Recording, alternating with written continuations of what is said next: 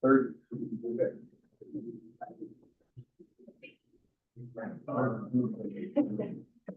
We're getting a little nervous yesterday. Yeah. All right. All right. All the meeting to order. Welcome to the Land Reclamation Board meeting this Wednesday, February 18th, 2026. We are excited to be doing rulemaking on the Hard Rock rules today, so let's get going with roll call. Bill Baker is absent today. Doug is Oren. Here. Wendy McGill is coming later. She's on virtually. Oh, Wendy, are you on virtually? Yep. Present. I'm here. Thank you, Clark Stiglmeyer. Present. Allison Tarrant. Present. And Nell Warren is absent today. So we do have a quorum. So thank you for all the interested parties and the staff for being here. First we'll do is review of the January 2025 minutes. I think we have them here in our packet. Any comments, questions? I'm ready to make a motion to approve the minutes. All right, do I hear a second? I second. All right, all in favor, say aye. Aye. Sign. Thank you. Then we will move on to the second item, which is approval of continuances and withdrawals. And I believe there are none. May I have a motion to proceed? So moved. Second, Second. all in favor, say aye. Aye. Aye. Opposed, same sign. Now we will move on to the executive director's report. It's good to see everybody. Wendy Padilla here virtually. Can you hear me okay? Yes, we can. All right. So really glad the mountains are finally getting some much needed snow, and I apologize for not being in person today. I'm juggling another meeting from 9:30 to noon, so I will leave around 9:30, but we'll be back for the meeting afternoon. I have a few updates for you this morning. The Colorado Energy and Carbon Management Commission, as part of their high priority habitat update rulemaking schedule, hosted a public stakeholder meeting with CPW on January 20th, where they reviewed the high priority habitat maps, discussed changes proposed primarily for the southeast corner of the state, and welcomed feedback. They did not receive questions or feedback and have a final commission hearing to consider map update rulemaking for April 8th. On the waterfront, which is probably the biggest update, the states have yet to come to a broad agreement on water management for the Colorado River, but Colorado continues to remain committed to coming to the table in good faith to discuss solutions. On January 30th, Governor Polis joined in a historic meeting between the U.S. Department of the Interior Secretary Doug Burgum and the Upper Basin governors, along with the governors from Arizona, California, and Nevada, to conduct conversations around the state's water interest and to make sure Colorado's management solutions are at the forefront for Colorado River solutions. On federal updates, I wanted to make you all aware of two new agreements that we have with our federal land management partners. The first is a new shared stewardship agreement between Colorado's DNR and the Colorado BLM field office, and it's modeled off of our successful and longstanding agreement with the U.S. Forest Service, and we hope it will help build upon our ongoing work to collaborate with BLM to advance shared management priorities related to wildlife management, wildlife mitigation efforts, recreation management, and more. And we thank Doug Vilsack and Colorado BLM for helping to make this new agreement a reality. And then I also wanted to make folks aware of a memorandum of understanding that we recently finalized with the U.S. Forest Service, which will guide coordination between DNR and the U.S. Forest Service around projects that occurred within inventoried roadless areas. with the rollback of the federal roadless rule, because Colorado has its own rule, our rule will stand as is. And this agreement helps ensure the state has the opportunity to review and serve as a cooperating agency on projects of interest within inventoried roadless areas. And with that, I'll end my update and turn it back over to you. Thank you. Wendy, any questions? On the board? All right, thank you so much. And now the division director report, Mr. Cunningham. Thank you, Madam Chair. Good morning, members of the board. Michael Cunningham with the director's report. I'll just start by noting we're still working through a few technical issues in the boardroom. The camera will look a little different today because we're using an owl, but I think we've got everything dialed in, and with any luck, by March's hearing, we'll have our parts replaced on our system and we'll be back to work. We had a hearing before the Water Quality Control Commission last week. This was our annual SB 181 hearing where we go before the commission to report as an implementing agency on groundwater quality standards. I'm pleased to say the hearing went well. We had some good conversations with the commission on all of our programs. And just want to give a shout out to staff who works really hard and takes our mission to heart in terms of protecting water resources. So just want to thank them. It's a very important role that we play in terms of how we regulate the mining industry.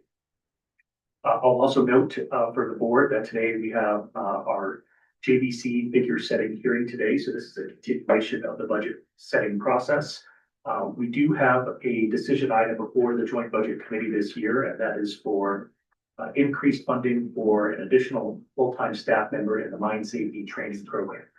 This is to give that staff some additional capacity to conduct safety trainings, which we've seen a very large increase in demand over the last couple of years, and then also allowing them to have additional staff to be able to conduct more than one inspection at our tourist spots. We look forward to the outcome of that hearing today.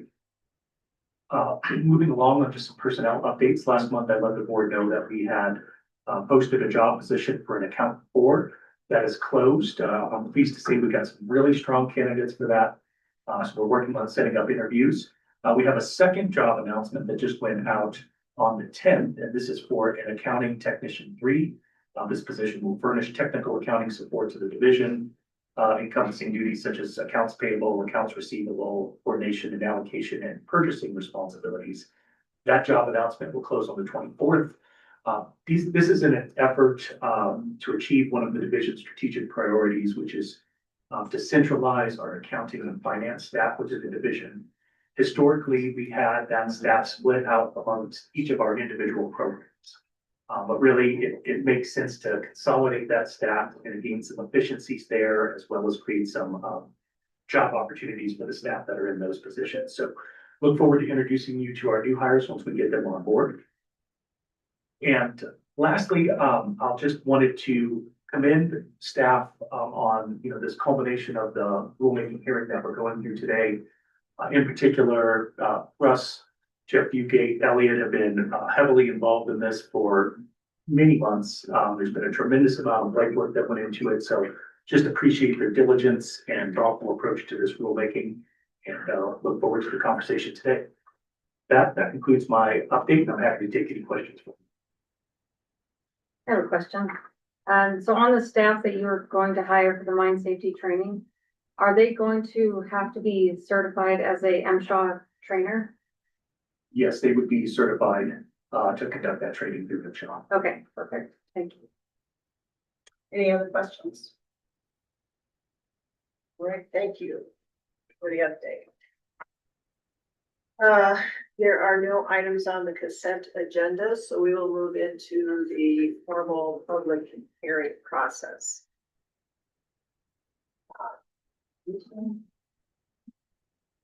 Sure. So all those involved in the hearing today on the mine rules and regulations for the hard rock metal designated mining operations, will you please raise your hand and swear to tell the truth? All right, thank you. Turn it over to you, Mr. Reeves. Take us through this, please. All right, thank you, Madam Chair, and for the record, this is Russ Means with the Metals Program. Today we are going to be, promulgating rules for Hard Rock.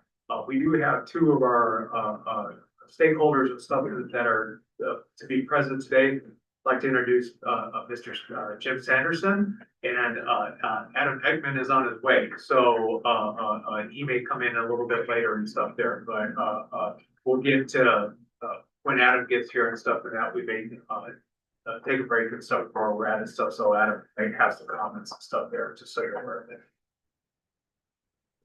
So just like last month and after here and stuff to promulgate the rules, this is for the Hard Rock Metal and designated mining rules promulgation, CRS 3432-101. The DRMS staff is presenting to the Mineland Reclamation Board the revised Hard Rock rules. Primary purpose of these revisions are outlined in the statement of basis of purpose as outlined with the Colorado Secretary of State on November 10th, 2025. This includes, but is not limited to, implementation of changes set forth in Senate Bill 25054, modernization of DRMS and board regulatory authority, codifying current DRMS procedures and regulatory practices, gain consistencies between the rules for construction materials and hard rock where possible, and editorial formatting corrections and clerical edits. The Mineland Board, Reclamation Board has the authority to promulgate these rules under the following sections of the Colorado Mine Land Reclamation Act. Section 3432-106, parent 1, parent C, section 3432-108, and section 3432-117, 118, and 122 of the Colorado Revised Statutes.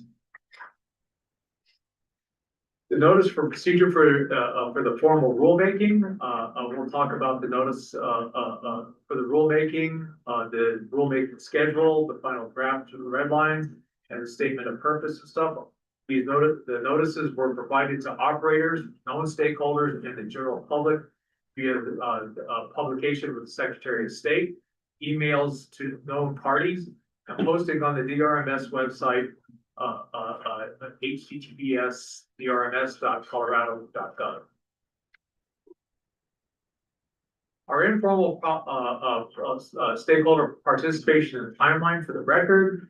We held informal stakeholder outreach meetings, which were held on July 23rd and on August 27th and September 24th of 2025. The division invited and accepted written and verbal comments and amendments to the draft rules based on that feedback. The board filed a notice of rulemaking hearing and draft proposed rules on October 29th, 2025. And the notice and drafts were published in the Colorado Register on November 10th of 2025. Our formal stakeholder participation timeline. All interested parties were noticed and required to submit formal party status requests by November 20th of 2025. We had 4 party respondents. Deadline for submitting party pre-hearing statements and alternative language was the deadline was December 10th of 2025. Written comments were received by the Colorado Mining Association. A virtual formal party stakeholder meeting was held on January 7th, 2026, February 4th of 2026. And we also had conducted an external meeting and stuff with CMA and other parties and stuff on January 20th of 2026. So the deadline for all written public comments and requests to address the board at the hearing was February 6th of 2026. We got 2 letters of support were received from the Colorado Mining Association and the Western Small Miners Association. So today and stuff as noted in that, Mr. Jim Sanderson and CMA President Adam Ekman are here, and they both are, or one of them is stuff I think has some statements, stuff they would like to tell the board and stuff before we move into the actual rulemaking. So I'll turn the floor over to you. Thank you, Russ, and thank you to the chair, members of the board. As Russ mentioned, I'm Adam Ekman. I'm president of the Colorado Mining Association. the oldest mining association in the country and representing a majority of mining operations in the state. Appreciate the opportunity to testify and support the final regulations offered by the Division of Reclamation, Mining and Safety, implementing Senate Bill 2554, establishing a reclamational permit program and making administrative updates to the hard rock mining rules. CMA has a long-standing partnership with the RMS to support responsible mineral development and voluntary reclamation of legacy mine sites in Colorado.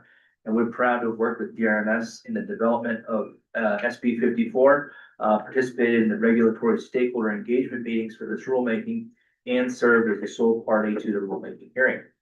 Throughout the process, DRMS has productively engaged with CMA and its members. We appreciate their willingness to dedicate time and resources to thoughtful discussion and addressing industry input in the development of the regulations. As CMA's pre-hearing statement described, we identified a few issues needing attention at the time the rules were developed. We appreciate being able to discuss and work through those with the division. The division responded to CMA's comments on January 13th with its views, with which CMA agreed. And CMA respectfully asks the board to agree to make those revisions to the rule consistent with the division's January 13th response. CMA supports the final regulations with those revisions and believes that the establishment of reclamation only section 110 permits will help incentivize reclamation of abandoned mine sites. We're hopeful that this program paves the way for expanded opportunities for streamlined reclamation in the future. We also appreciate DRMS amending the hard rock mining rules for greater consistency with those governing construction materials, clarifying financial assurance requirements, and flexibility to address unique topographical conditions. The final regulatory package reflects the high quality of work DRMS routinely puts forward and the consensus of the agency and the regulated community developed through open communication. CMA is proud to support final regulations, and we look forward to working with DRMS in the reclamation of legacy mine sites in Colorado and the efficient application of the updated hard rock mining rules. Thank you. Thank you, Mr. Eck. With that, we will move forward with the hard rock rulemaking. I would like to take the time, as noted, that one of the primary focuses for this hard rock rulemaking and stuff is for the 110R reclamation only permit. So I'd like to take a few minutes of stuff to discuss that before we start going into the rule, because it's peppered throughout the rule, if you will, like and that where we needed to add it in. But I think that it would be good for the board to have some perspective on this. So 110R reclamation only permit eliminates DRMS regulatory requirements for designated mining operation for cleanup projects. Under the old statute, these small piles by definition were designated mining operations, which the board and stuff is aware of, which is our highest regulatory oversight for cleanup. So it made it economically infeasible, but also and stuff from a regulatory standpoint and stuff that it was heavy-handed for these types of projects. So the idea of stuff of the 110R was to lift some of the regulatory burden and try to incentivize some of the cleanup of these historic waste piles. The idea and stuff of the 110R, if you will, is a scoop and go. So it's the removal of the historic waste piles to reduce the overall, the idea is to reduce the overall loading of constituents in a watershed. So while one pile may not have an overly big impact, if we are able to remove 4 or 5 of these piles and stuff, those impacts and stuff of that cumulatively and stuff will have a positive impact and stuff on Colorado's watersheds.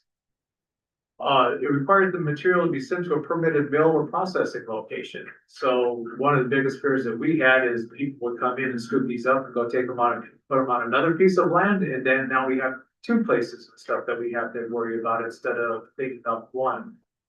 And as noted and stuff, we are hoping we're going to be working with these operators and stuff, getting feedback with the rules as well as policies and stuff to try to help incentivize the cleanup of these projects and stuff so that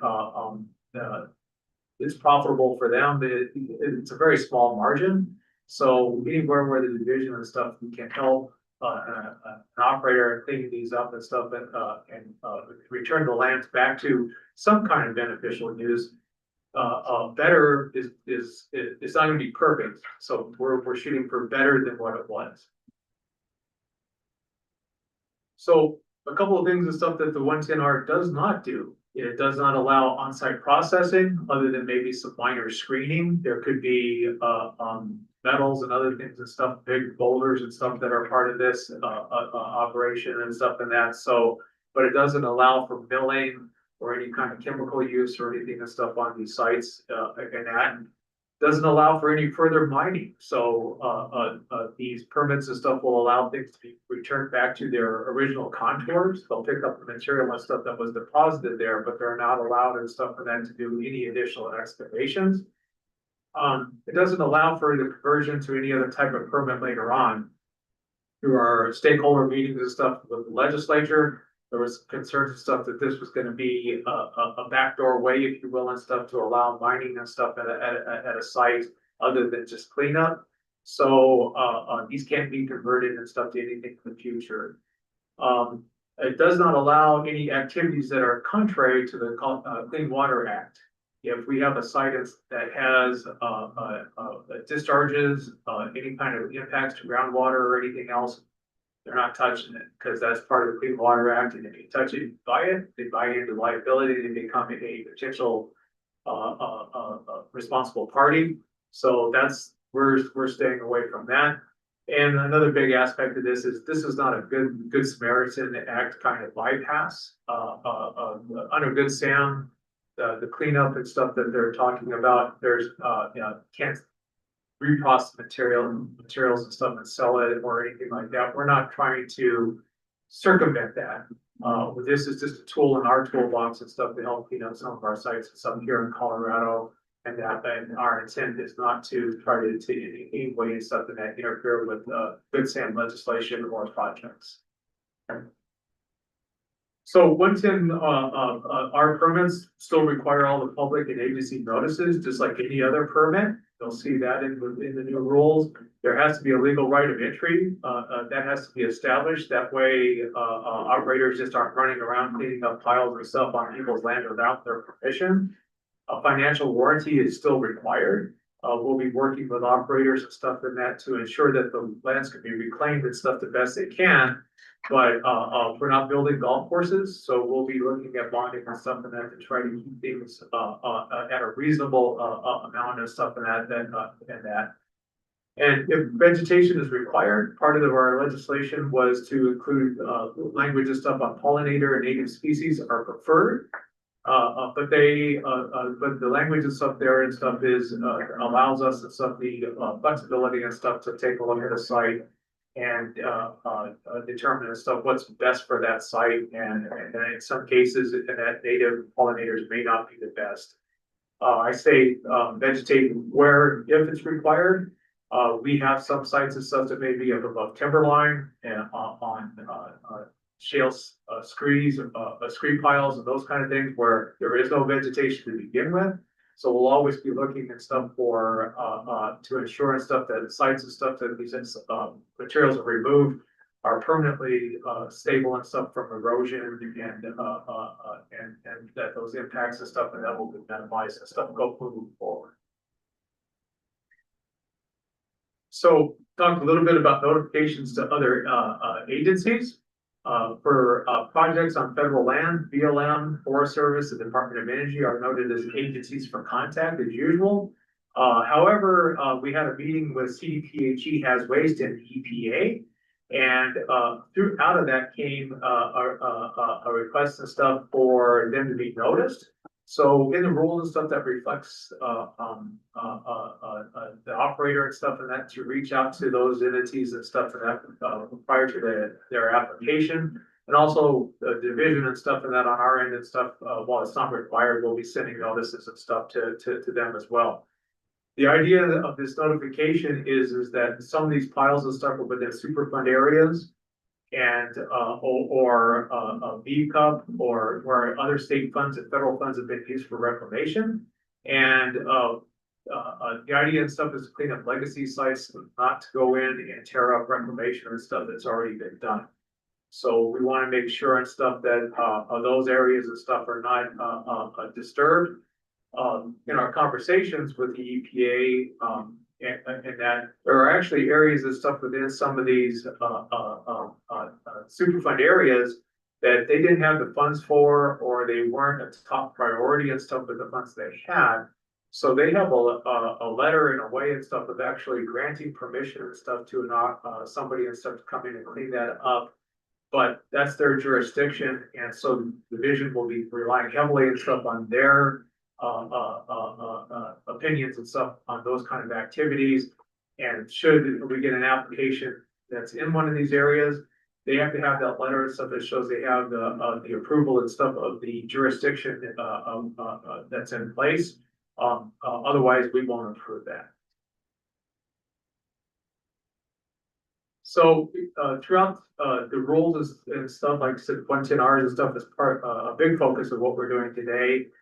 You'll see some definitions. We'll talk about that in the permitting process of Rule 1. And then the bigger lift and stuff is actually in Rule 6. We're adding in a new Rule 6.6, which the requirements are very similar to a 110 mine reclamation permit under 6.3, but there are certain modifications and stuff that allow for the scoop and go cleanup projects that would not necessarily be allowed and stuff under a 110 regular permit. And then it also one of the key components of stuff in 6.6 is identifying the receiving facility. So we know where the mill, what mill it's going to, what processing center, or there are some areas and stuff that actually ship material and stuff out of state. So we'll know what the final destination for that material is. So with that, we'll begin our rule review. We're going to review Rule 1, which starts on page 12 of your MLRB packet, as well as page 1 of the rules. The majority of the changes in Rule 1 relate to the 110R definitions and permitting under SB 2554. Clarifications and codifications of standard processes, modernization and improvement in communications, reformatting, and consistency with construction material units. If you will, you can turn to page 14 of the board packet, which is page 3 in the rules. Rule 1.1, parent 18 defines working days and calendar days. This is something that we did both in construction materials as well as here to remove some ambiguity and stuff when a deadline falls on a weekend. There's always been a little bit of back and forth consternation and stuff, but we have a decision date and stuff that falls on a weekend or a specific holiday or something. So both sets of rules and stuff have this and stuff that clarifies that for our applicants and operators. On page 17, which is page 6 of the rules, Rule 1.1, parent 33. That adds in protruding rebar, metal, coal, and plastics are unacceptable inert materials. As the board may remember here last year and stuff, we had a construction material site that had a lot of material and stuff that was being used as a landfill, basically. And so we wanted to tighten up the definitions of inert materials. We had some discussions and stuff with construction materials as well as hard rock regarding protruding rebar. So the language and stuff that's here and that see that and stuff helps define and stuff what protruding is and I said this was something of stuff that we had discussions and stuff with CMA as well as CSSGA and stuff on. So any questions on that so far? All right. On page 18, which is page 7 of your rules, there is a definition for legacy mine. This is directly related and stuff, of course, to 110R permits. The important factor here and stuff is through our legislation and everything. We were we wanted to focus and stuff on mining, historic mining prior to our action rules going into effect in 1976. that, also did not have any other kind of bonding or other things, or other financial, support and stuff in that for, reclamation. And so we needed to, define that. Continuing on page 19 of the board packet, which is page 8 of the rules. We added in rare earth elements into the definition of minerals. There is as the board's aware, and that there's a lot of discussions and stuff on rare earths and other precious strategic metals. And so we wanted to add that in and stuff under our definition of minerals. So that's clearly understood and stuff that when we're talking about the extraction of these rare earths and stuff that operators and applicants need to come to talk to us and stuff. So on page 21, which is page 10 of the rules, rule 1.1.60 adds construction of monitor wells for baseline data for prospecting and clarifies de minimis exemptions for drilling projects. This is a carryover, like this part of the consistency and stuff that we have with construction materials. We've had some questions in both rules and stuff about establishing monitoring wells and stuff prior to an application and how that can happen. So we've added in language and stuff here to, and we'll talk about that a little bit in rule 5, adding in and stuff that an operator, an applicant can come in and do monitoring wells, set up monitoring wells and stuff under notice of intent. And there's a bond in place and stuff for reclamation so that the project doesn't move forward, it's reclaimed. But if they do come in with a permit or whatever, then these monitor wells and stuff, and that will be rolled over into the active permit, if you will. And then under 1.1, parent 63, we add in the definition of a 110R permit, and that's language and stuff that comes straight out of our legislation. And finally, on page 23, which is page 12 of the rules and stuff, 1.1 parent 74 adds in the definition of a waste pile. And it seems pretty simple, but we want to make sure and stuff that it's clear and stuff to applicants and operators and stuff like that exactly what we're considering a waste pile. So we're gonna move in on and stuff from definitions onto our rules and stuff regarding process and applications. On page 28, which is page 17 of the rule, rule 1.1.4.1 parent 7 allows technical revision decision dates and stuff to be extended if due to complexity. With unforeseen circumstances and significant snow cover.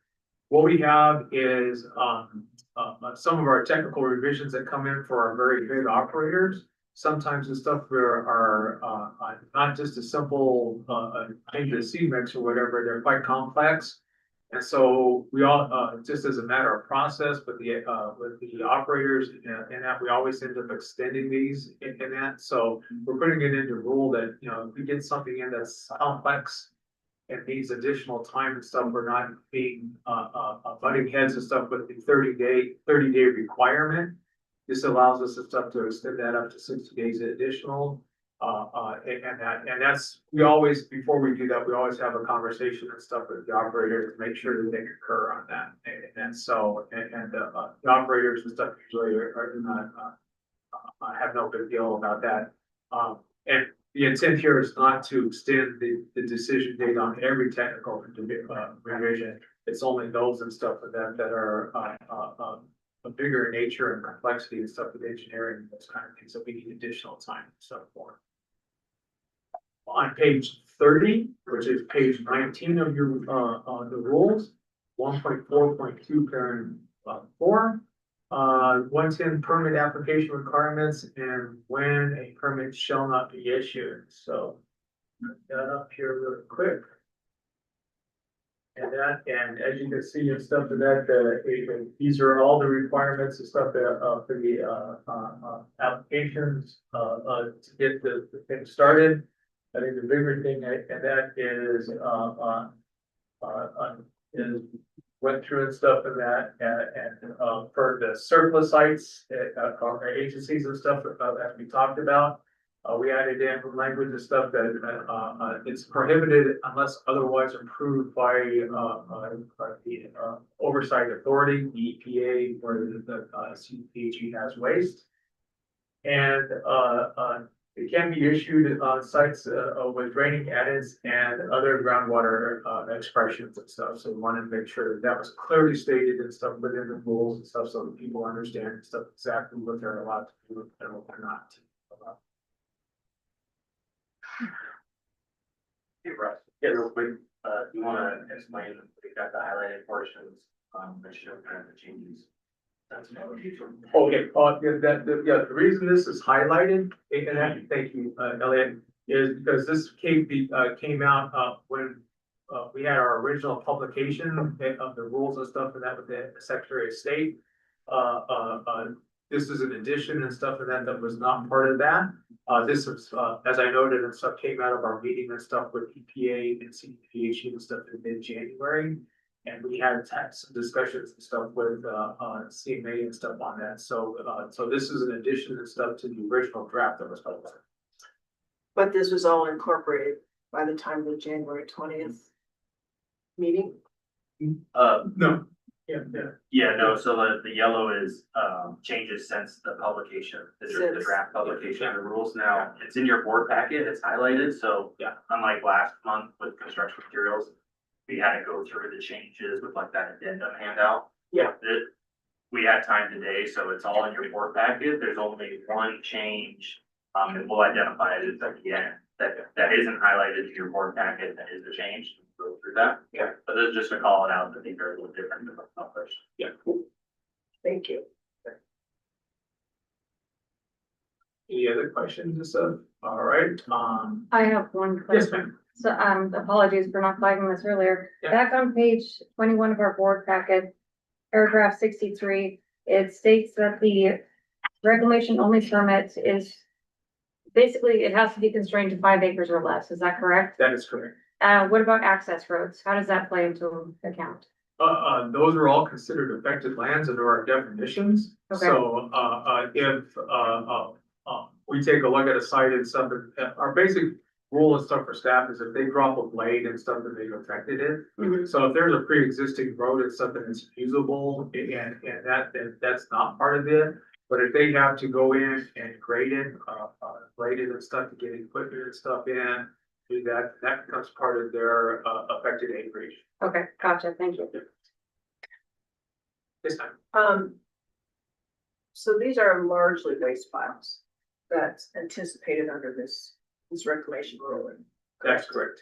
So will there be concurrent blocks, 5 acres here and 5 acres here, because they're not all nicely combined with the Yeah. 5 acres. We've had those discussions, and there's no prohibition and stuff for,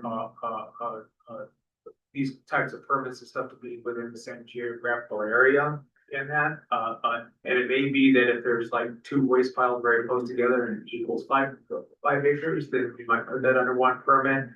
On the other hand, it's $288 for the permit.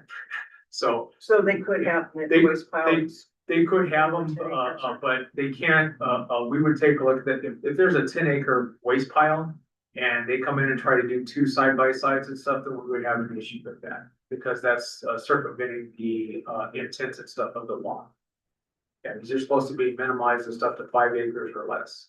And if somebody disagreed with that, they could come to you and stuff and have that discussion there.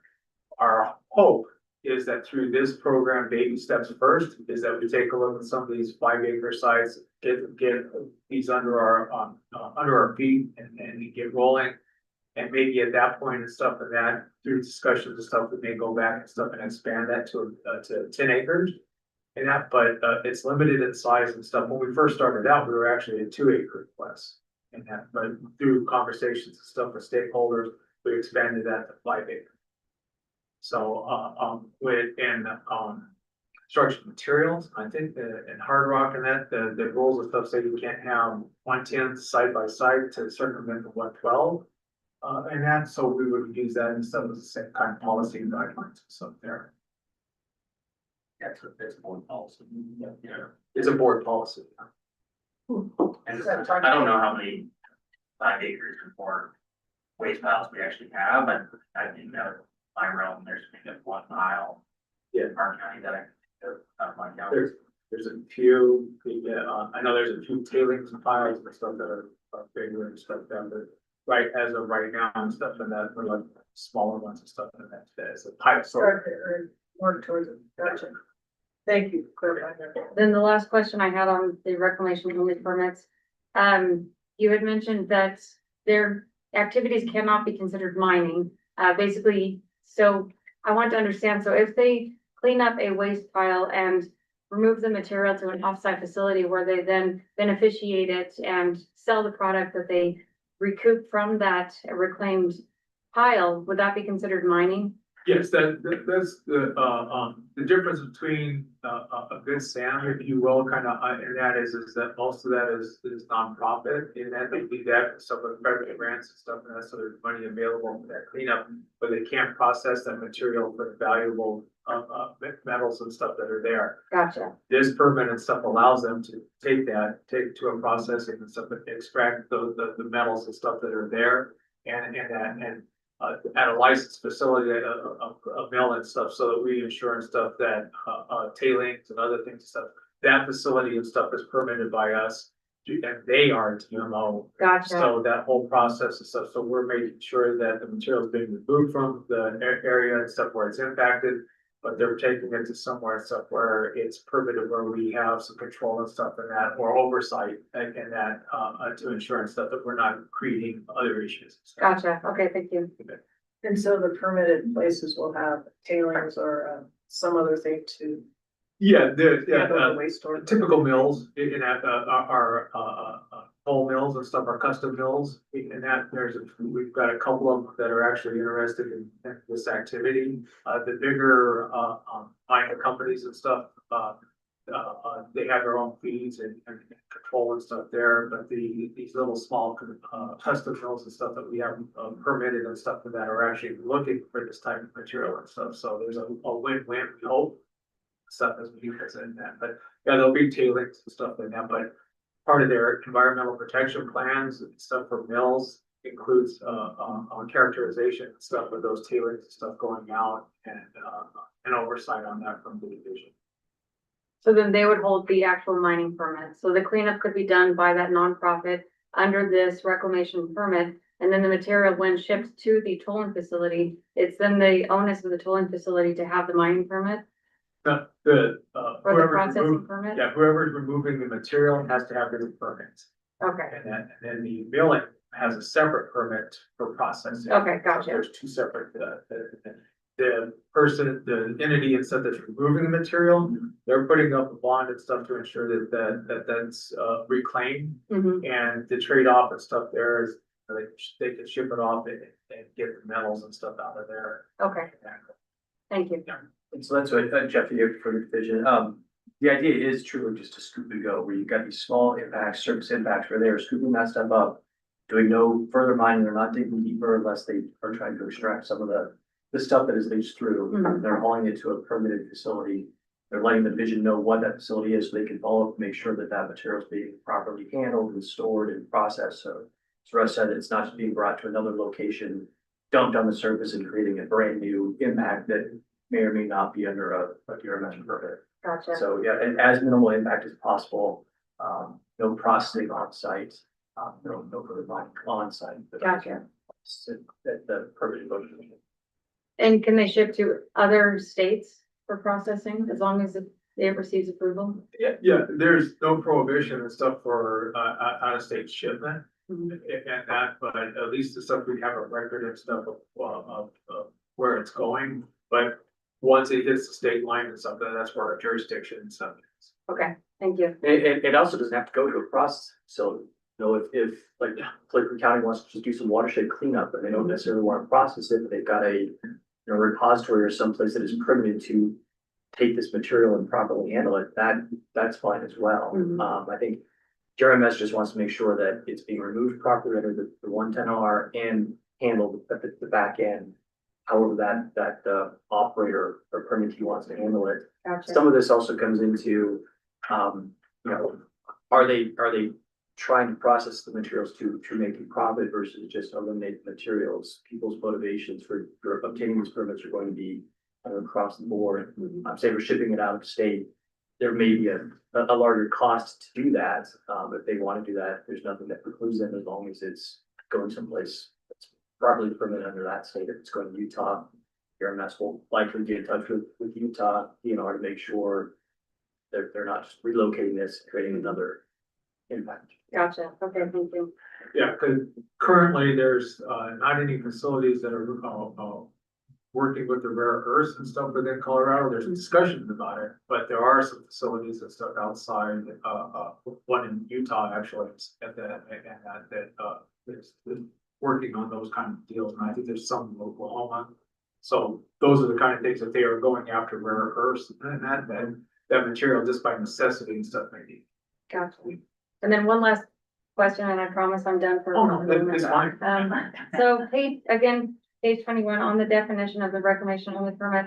I thought I had read further on in the documentation that this could potentially be applicable to ISL, but this definition doesn't cover that. Did I misread that? The IFL? In situ Oh, leach? in situ leaching and stuff like that. No, in situ leaching and stuff like that is not, that's. not Okay, part of gotcha, this and stuff okay. like that. Yeah, Thank so you. I think the language and stuff in the legislation that actually prohibits. stuff Okay. like that. Yeah. All right, thank you. Yeah. All right. Other questions and stuff? We were talking about public notice, page 43, which is, packet, which is also, page 32 and stuff in the rules.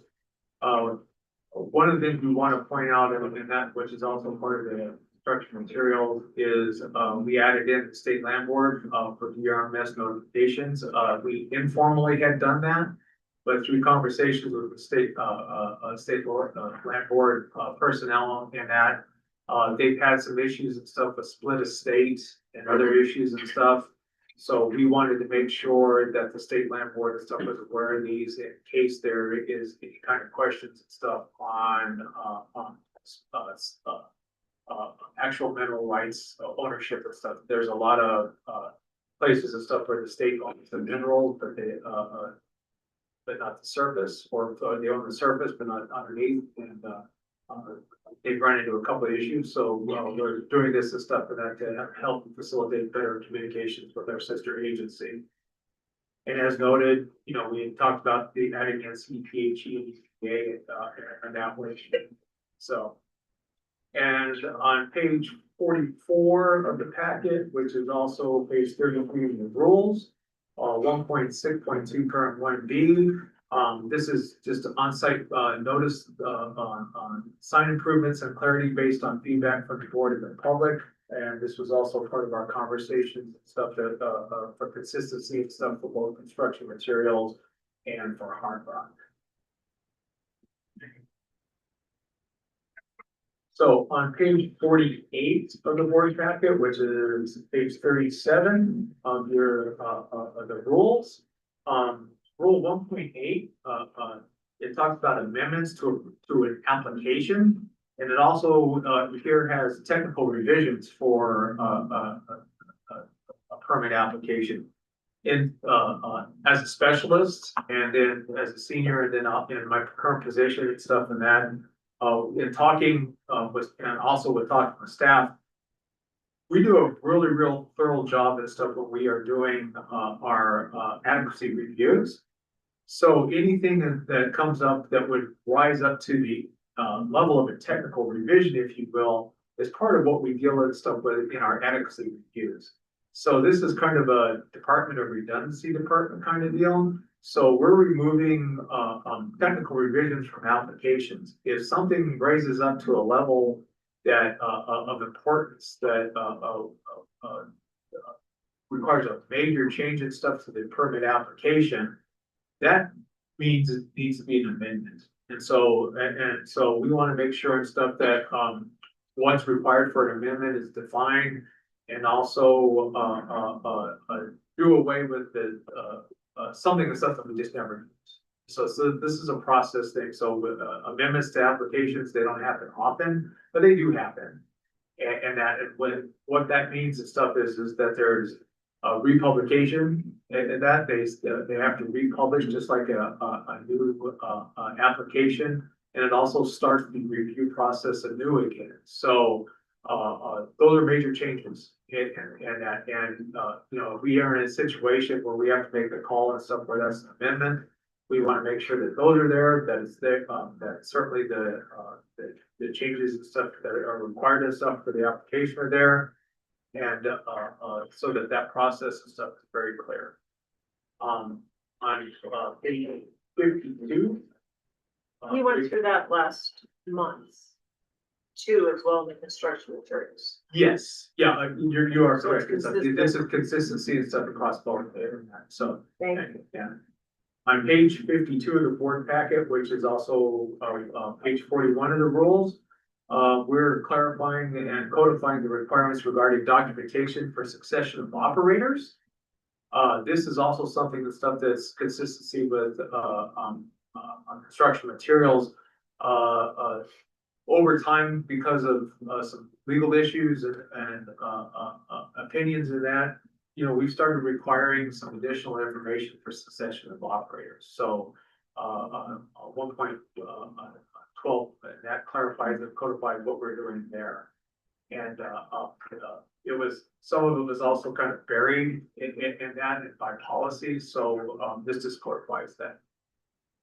On page 53 of the board packet, which is on page 42, in the rules, 112.1 parent 4 clearly states that 110 permits are not eligible for transfer or succession of operator.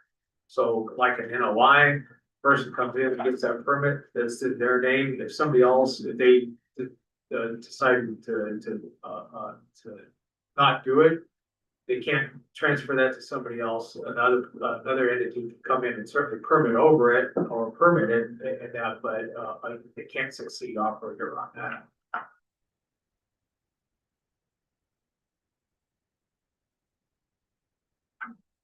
All right, on page.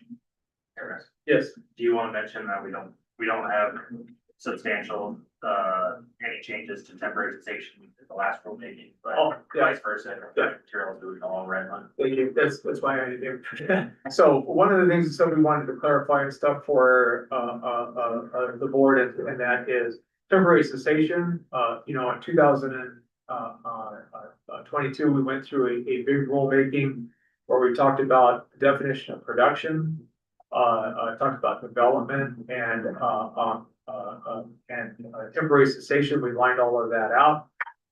We codified that, and what we've been doing is using that as our basis and stuff for construction materials. In that, but it's construction materials, it wasn't there. So part of this consistency and stuff was transferring the definitions and stuff that we worked so hard and stuff in our last rulemaking hard rock over to construction materials so that they line up the same and stuff. We've been using that in process, but we're codifying that and stuff in construction material. So, we had a long discussion and stuff about term and stuff that you use minimal or token excavation. I think we spent an hour on that. But we came up with stuff for language and stuff like that says that the activities have to be commensurate with the size of the operation. That way, something like a CC&V, obviously their production rates are way different than some little 110 and stuff that's down in Fremont County. So when we're looking at activities and stuff for temporary cessation, we can base that and stuff off the size of the operation and what they're trying to accomplish and stuff instead of a hard set production rate or anything like that. So on page 61 of the report packet, which is page 50, we wanted to clarify the difference between the annual reclamation production reports and the annual reports themselves. This board meeting was not, I don't think, maybe one or two of you were here and stuff. we had an audit a couple of years ago. And in that audit, they, found out that we were not doing an annual production report. The annual production report had been, done since like 1989, literally. But because we had done it and it's in statute, we were told the stuff we needed to do that report. So we started doing that report. So every starting in December and through January, we harangue our hard rock folks and stuff and that for annual production reports and stuff on how much production and stuff on certain types of minerals, golds, molybdenum, coal, uranium, I think is in there. I don't remember, but and we're required and stuff to post that report and stuff annually on our website. So on the first Monday in February, we post that and stuff as required by law. And so there was confusion and stuff, between annual reports and annual production reports. They're two separate things, so we clarified that here. And the same then on page 62, in that 51 and stuff, and that's the annual production. It shows that it's due on the 31st of each year. And that's where, we're just codifying that so that everybody understands the stuff that it's in rule. It gives us a little bit of leverage and stuff with an operator and stuff that if they don't comply, and that it capture push a little bit harder and stuff to get that information. So under rule 1.16 in that we totally didn't rework that. That's on page. It's on page 62.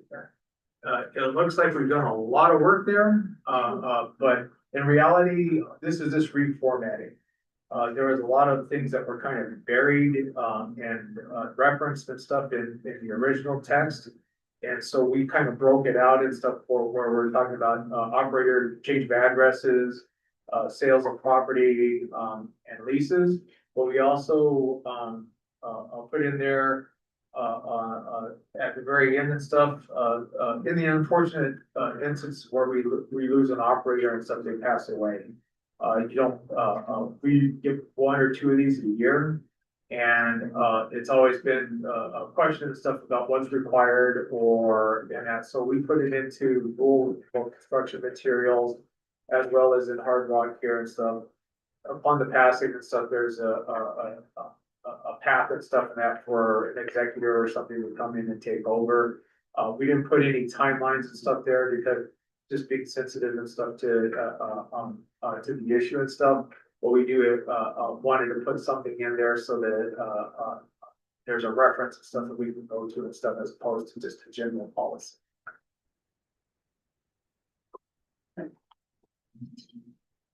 And with that takes care of rule number 1. Is there any questions and stuff of that before we dive into rule number 2?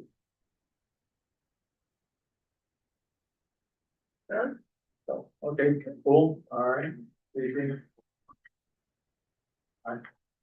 So rule two is gonna be really quick. And so our changes and stuff were just for clarification and codification of standard processes and a little bit of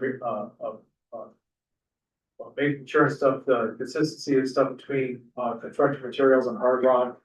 Like I said, it's codification of standard processes. There's modernization and improvements in communications and some reformatting that was involved in that. So that's about it, unless you have questions and stuff about rule 2. Like I said, that's more for some of you, and that's more board procedures, hearing procedures, and how we handle applications with objections with the board and some pre-hearing conferences and those kind of things. So,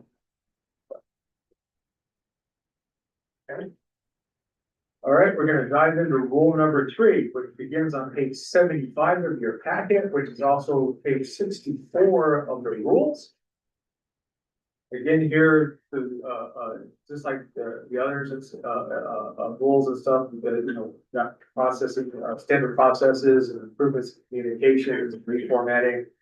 And, we have discussion and stuff, regarding SB, 54, in regard to seed mixes and stuff, which should contain native species and encourage pollinators, so. We'll kind of jump into that. So rule 3 is your reclamation standards, inspections, and monitoring and enforcement. On page 75, which is page 64 of the rules, under 3.1.3 parent 2. This limits 110R reclamation to 3 years as opposed to 5 years for other permits. The idea and stuff here with the scoop and go is that they can come in and get, remove this material relatively quickly. And then, get their seeding or other reclamation and stuff done in a shorter time frame than what would be for a standard permit. And that's part of our legislation. And that the idea and stuff here is, to limit the impacts and stuff and after the activity, as well as, trying to get this done in a quick and efficient manner. On page 76 of the board packet, which is page 65 of the rulemaking or the rules. 3.1.5, parent 3 adds language regarding high walls. We had some discussions with both construction materials and with CMA regarding language and stuff for this. So we wanted to make sure and stuff we pointed that out.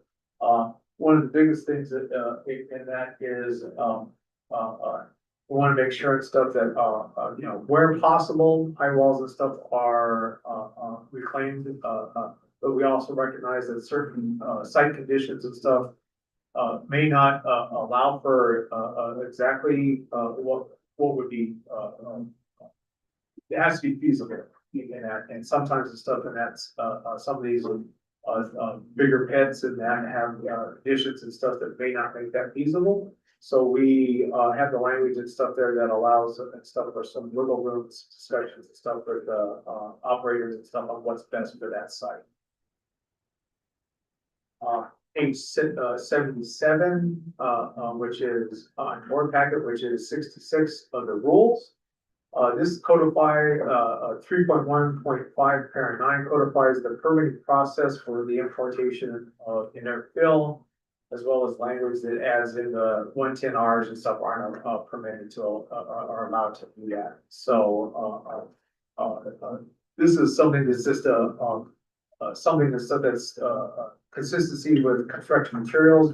We see a lot more importation of inert material and stuff when construction materials over hard rock, but the language and stuff is there similar so that we can apply it equally. So on that same page, 3.1.5 parent 9 parent G, this codifies the requirements for the annual report and update certification of inert fill importation activities. Again, this is a consistency, it primarily affects construction materials more than hard rock. But we didn't have a mechanism for an operator and stuff that was bringing in material and stuff for backfill and inert material. There wasn't a reporting requirement, but it may be buried in a technical revision or something that they're supposed to. But this makes it as part of the requirements and stuff of their annual report. They're going to tell us and stuff that they're putting in there. That way EPSs can take a look at that and maybe flag that if we need to. It also creates a record and stuff in case we're in front of the board and stuff where we have an unfortunate situation or an enforcement issue.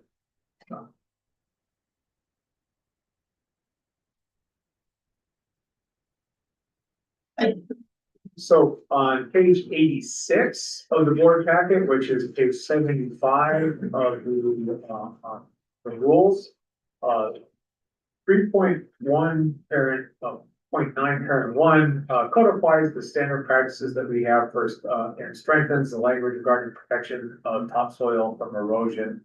The current language and stuff that was there and stuff was a little weak when it came to how to protect topsoil and stuff when it's stockpiled. So we wanted to, staff, this was a big thing for staff, when we're out on inspections and we're seeing topsoil that's been there for 2 or 3 years and it's getting blown everywhere. And we wanted language and something that gives a little bit more teeth and stuff and that to protect that topsoil, so. On page 87, which is page 76 of the rules, 3.1, point 10. This is where we incorporated the language and stuff that, adding in that, pollinators and native species, have preference. But it also stuff has the language and stuff there that says, that, introduced species can be, approved and stuff, through the board or to the, office and stuff. So that if we have a site that the soil conditions and stuff just aren't gonna help it, with, native species and pollinators, we can get something and stuff in there and stuff that helps out, and it stabilizes the site. It makes it better than what it was. That's the most important aspect of there, so. On page 89, which is 78 of the rules, 3.1.2, parent 1, parent B. That adds language for permit signs and stuff that, in the future, we're working on a QR code, for permit signs, so that if somebody has a question, they can actually, go to the QR code, and at a minimum, it'll take them to our website. Our hopes and stuff is that once we get some other things taken care of, they'll actually, be able to take it maybe to that direct permit, but that's a future project. But we wanted to go ahead and make sure that was in, the language is in there and stuff to allow the latitude for, the division staff and stuff to work at that, and not have to come back at a future date. Any questions on rule 3? Switch from coffee to water.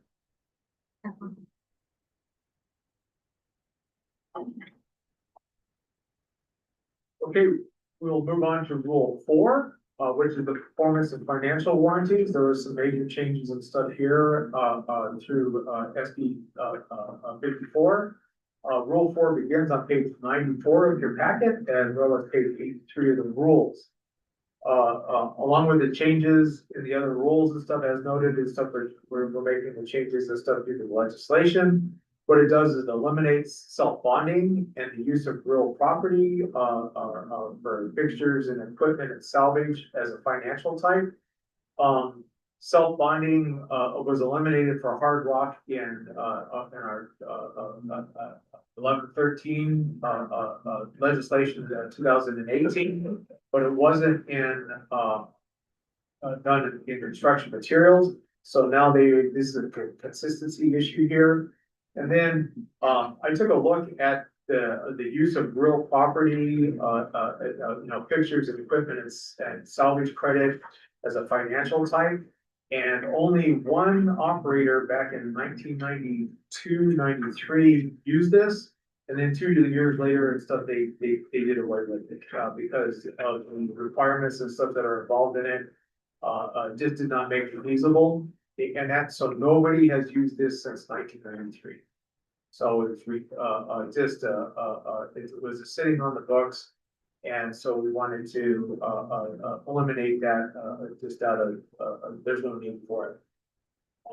Another aspect of 54 was setting a benchmark of at least $30 million for liability to be considered for real estate deeds of trust. And this is again reflected as well as stuff in the construction materials. If you'll remember, part of that, we have some operators, small operators that thought this was a great idea. And they don't understand the stuff that the work and complexity and stuff that goes into this. Mr. Sanderson and stuff that can attest to the fact and stuff that this is not an easy one. But we did not want to eliminate this as a financial warranty, availability for our bigger mega bonds, if you will, and that. So when we looked at it, if somebody has liabilities and stuff that are less than $30 million, then they need to do other conventional types of financial warranties and stuff with the division and the board. But this leaves this, door open and stuff for conversations and the ability and stuff for our larger operators and stuff, which with huge bonds and stuff, and that to use that, and that, in the future, currently and in the future, so.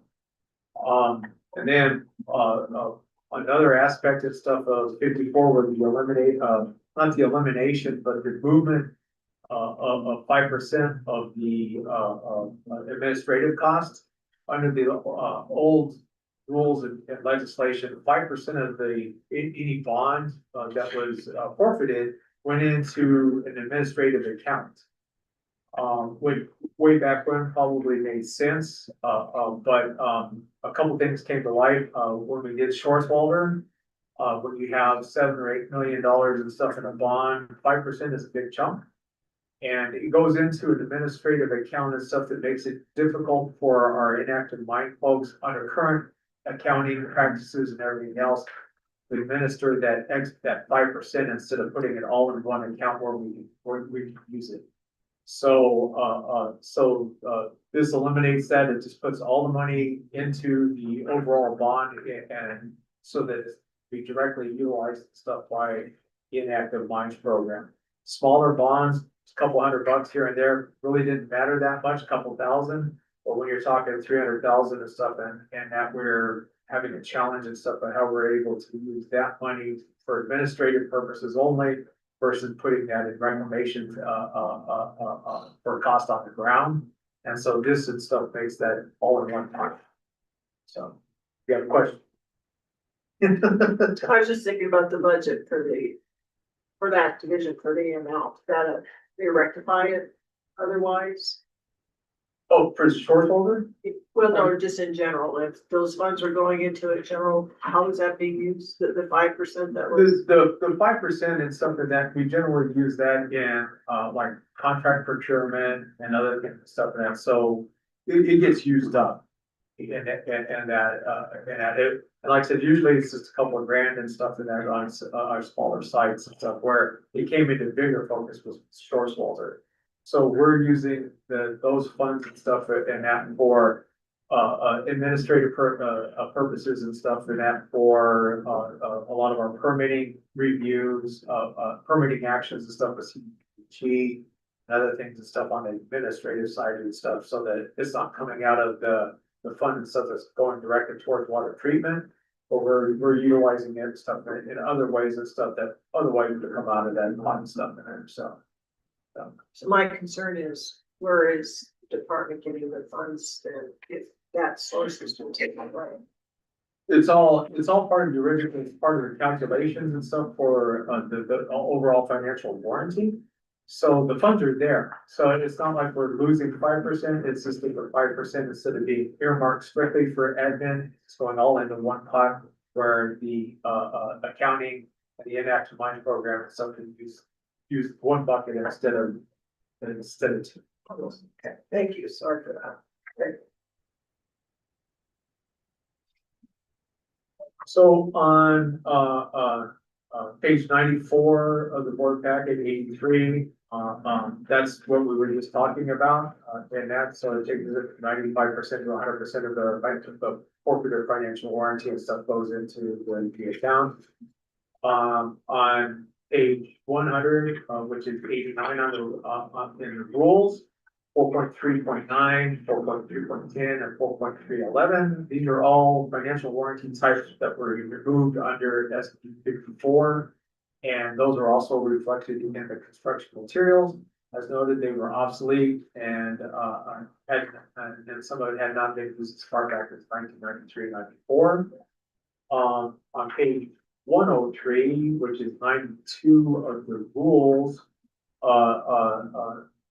this changes, but keeps the option, as I noted, the stuff for the land and water rights available for mega bonds and companies that have the ability to navigate the difficult and expensive process. Are there any questions on Rule 4? Are we doing good, or do we need to take a quick break? We're doing good. Probably could use a good thing. You've been on a roll, so Okay, we're on a roll. why don't we take a 10, 15, what would you? 10 minutes. 10-minute break, so we'll reconvene at 10:25. Sure. Thank you.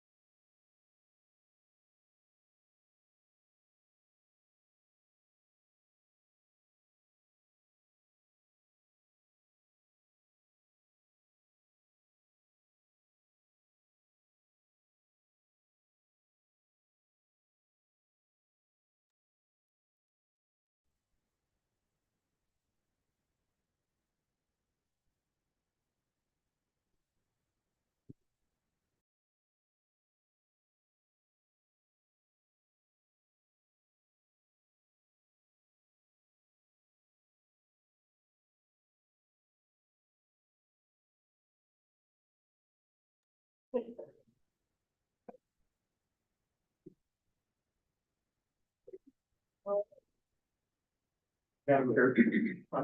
Yes. Michael Cunningham.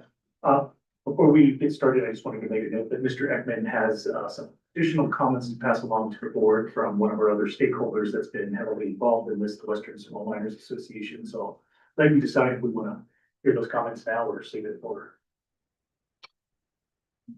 I think it's a good time to interject those comments, especially getting into the prospecting part. So please Sure. proceed. I'll make it brief. Thank you, Madam Chair. As Mr. Cunningham mentioned, the Western Small Mining Association, which is a member of CMA, Rich Ziegler, on behalf of Western Small Miners, intended to appear today in support of the package that DRMS has put forward.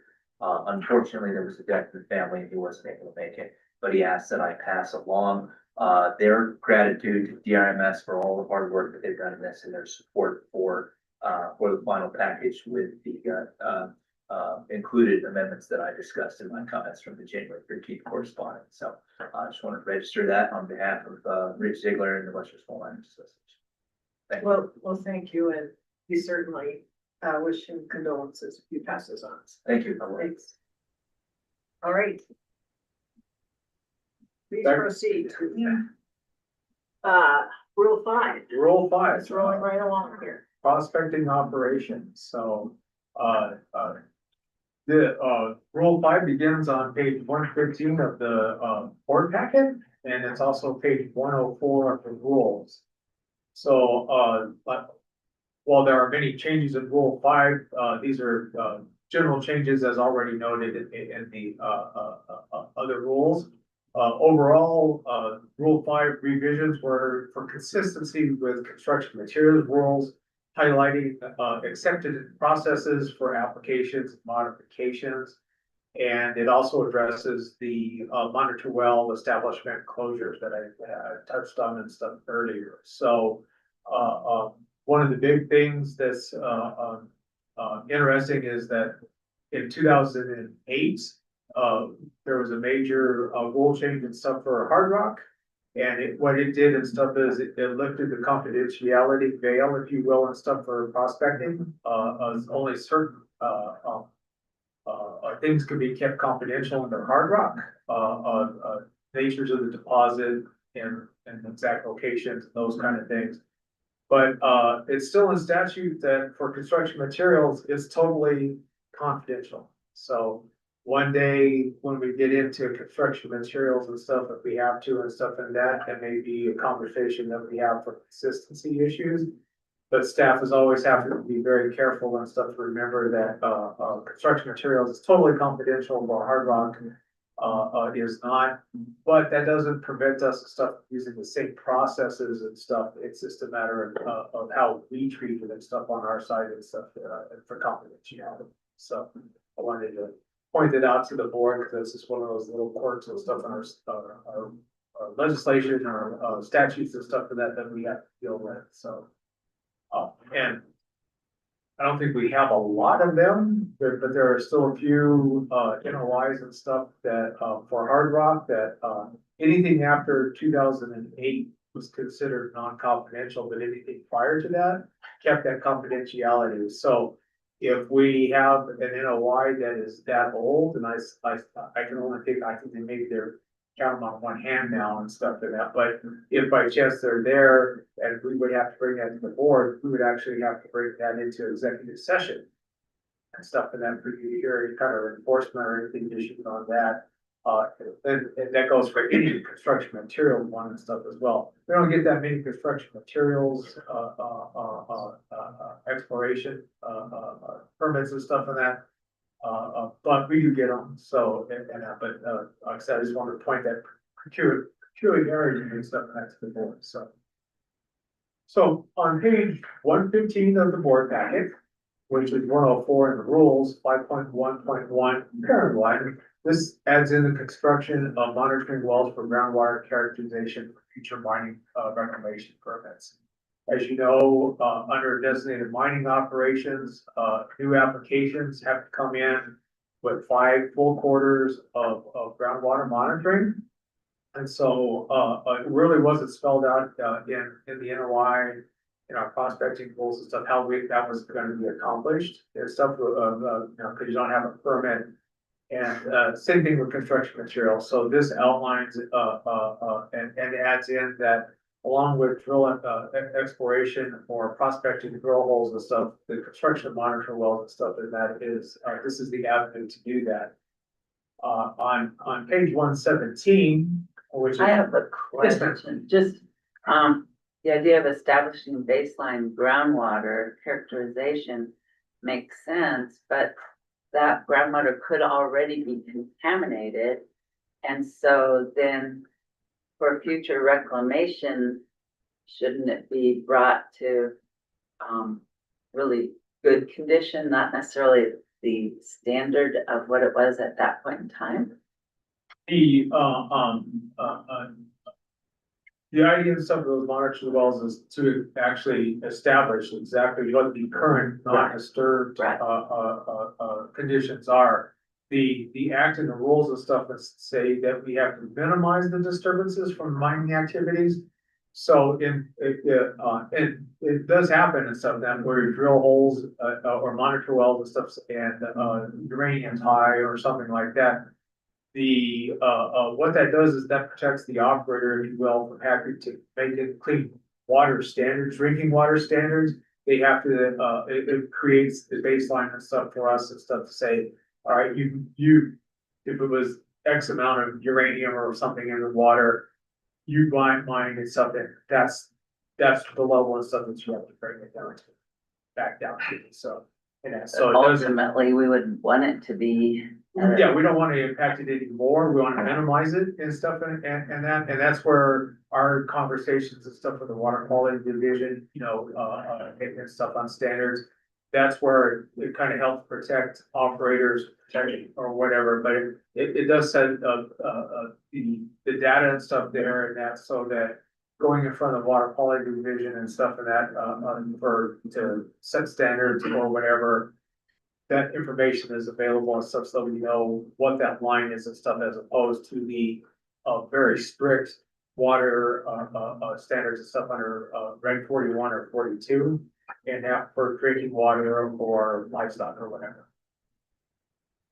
I just keep thinking ultimately we'd want to get it back to that better. Yeah. Quality. You would like, but but a lot of that is It's not the naturally process. occurring, and that's the bigger thing is that, if water's sitting in a uranium ore deposit, it's gonna have uranium in it, and we see a lot of, like magnesium, and manganese, those kind of things, those are all constituents of stuff that are within, a lot of our mineralization deposits.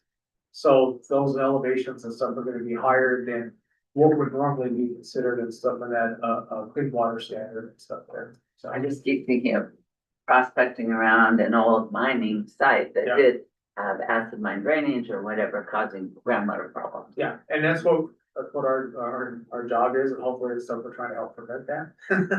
Or minimize it and stuff. And question onto that, so, if a prospector goes into a legacy mine or a mine, like an area that had been previously mined, and had underground workings, et cetera. And when they did their baseline groundwater characterization, they did find that there was mine drainage or leakage that created a plume in the groundwater. If the mining operator, so they set that baseline as that's how it is in present. But if the mine operator then goes back in and starts remining those operations, do they take on a certain level of liability to reclaim that plume, to your point? Or is it that they just go back to whatever that plume is at the base for that groundwater now? And whatever they do now basically has to match that plume level. Does that make sense? It's site, yes, it's site specific.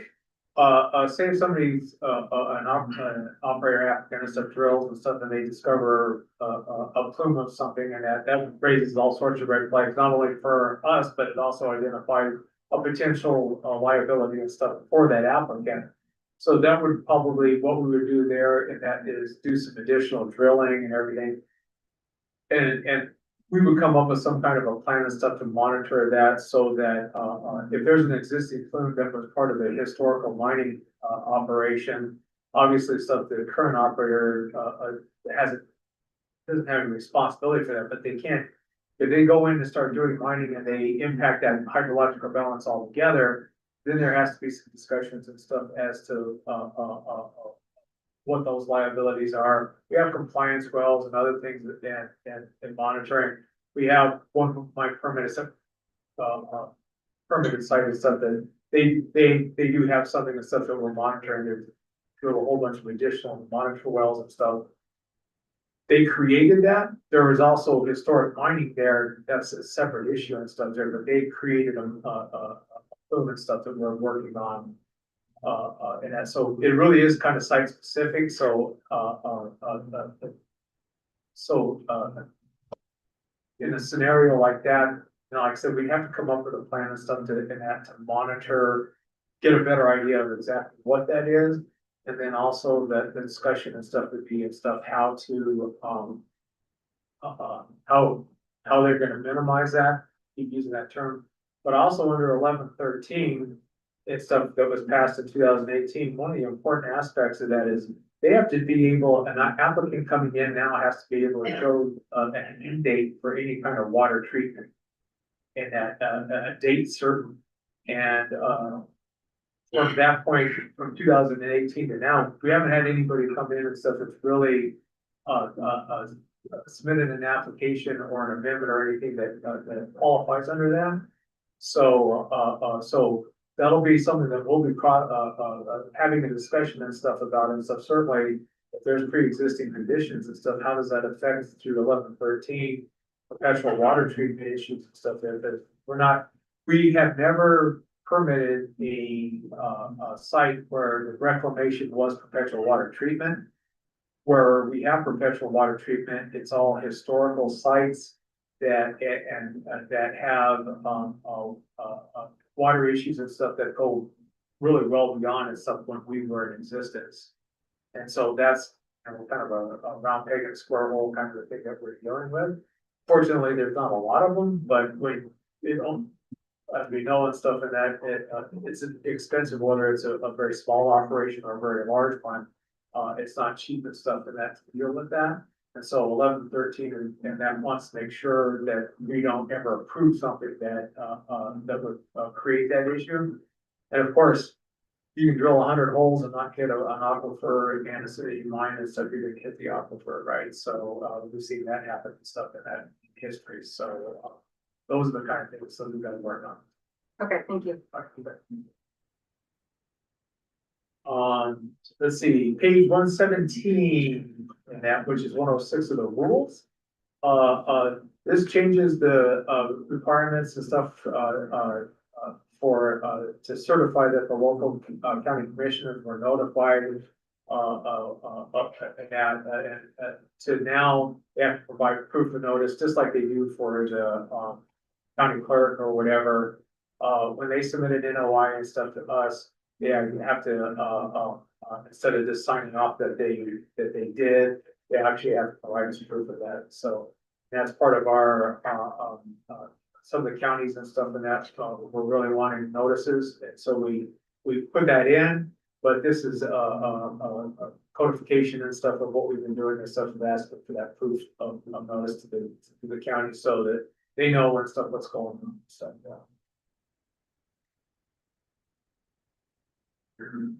So page 123, 112, page 112 and stuff of the rules, and that 5.4.4C. This is new language for both sets of rules that clarifies that monitor wells can be established and then incorporated into a permit or abandoned and stuff under Rule 5.4 as we discussed. And page 125, your board packet, is page 114 of the rules. The annual report map coordinates. Had an opportunity to talk to board member Doug and that. We've had some conversations with staff and our actual processes. So the language and stuff, if the board remember last month and stuff, we were talking about reducing it down to just using the UTM 84. But when we went back and looked at our permit system as well as talking to staff, we use, lat long, we don't use the UTM. Actually, in our permit system, there is a button that starts to convert UTM right to lat long. So, through discussions, with, CMA and with CSSGA, we came up with this new language and stuff, which was not part of, the construction materials, last month. That comes, and we know the stuff that we're just going to latitude and longitude, degrees, minutes, and seconds, or decimal degrees to 5 decimals. And that, there's also a typo or misspelling and stuff there that we took care of. So we struck out, the use of UTMs and stuff altogether. So, I know that this was a discussion and stuff, so I wanna make sure and stuff that, that board members and stuff are okay with that before we move on, because I know there was a discussion on it last month. We did do a minor change. Then after going back and looking at it and stuff, and that we think that this is the best language, but we want to make sure we've got to do that for everybody. Thank you, Doug. I think that was a lot of your concerns, so. Yeah, I think that's, I thank you for going back and looking at it to begin with. And number one, whether they're geographic coordinates or projected coordinates, it's good to have a datum assigned to them. And so I would just, in parent I, just include WGS 84 as the required datum. And as we talked about a little bit earlier, I would get rid of degrees, minutes, seconds, and just keep decimal degrees. And the reason for that is not because I'm over anal about it, but because in my experience in dealing with people and map coordinates, the less confusing you make it, the much better it is. A decimal degrees is, you don't have to worry about degrees, minutes, seconds. And I mean, if you want to keep degrees, minutes, seconds, that's fine. But I think for accuracy and for standardization, decimal degrees works better. But I mean, any coordinate set is, well, I'll put it this way. Without a datum, any coordinate set is very questionable. So I would just require that you have the WGS 84 datum assigned to your coordinate groups. And that's standard within the surveying world and the GI and the GPS world. And so it's not like it's, I mean, most of your handheld GPSs, that's what they're doing anyway. Yeah, this is Elliot with the division. So yeah, we did look at this comment. I also reached out to the USGS Rocky Mountain Advisor to help with coordinate systems with this, and they actually did recommend with what we asked for on our maps and the accuracy requirements, as well as kind of the ease of the public accessing this. So like this goes on our application forms. Here's the entrance of the location. We'll see that later on in Rule 6. The coordinates of the entrance and the coordinates of permit boundary corners. We felt that latitude longitude was kind of the best option. Looking back over the last couple of years at all the applications I've reviewed, we're not getting the UTM submitted. And then looking at the difference between degrees, minutes, seconds, and decimal degrees, it's about 50-50, at least with the applications I've looked at. So it's a little hard it was easier to go away with UTM and just require lat long. It's a little harder to, kind of justify mixing one or the other. I do know if you go into Google Earth or Google Maps and you put in decimal degrees or degrees, minutes, seconds, and even if you don't put the little ticks or the degree symbol, if you just use spaces, you can find those coordinates. So it's publicly accessible are these coordinate systems. So we felt that this new red line kind of makes it a little more transparent, our process, a little more easier for staff, the public, and operators Give it to us.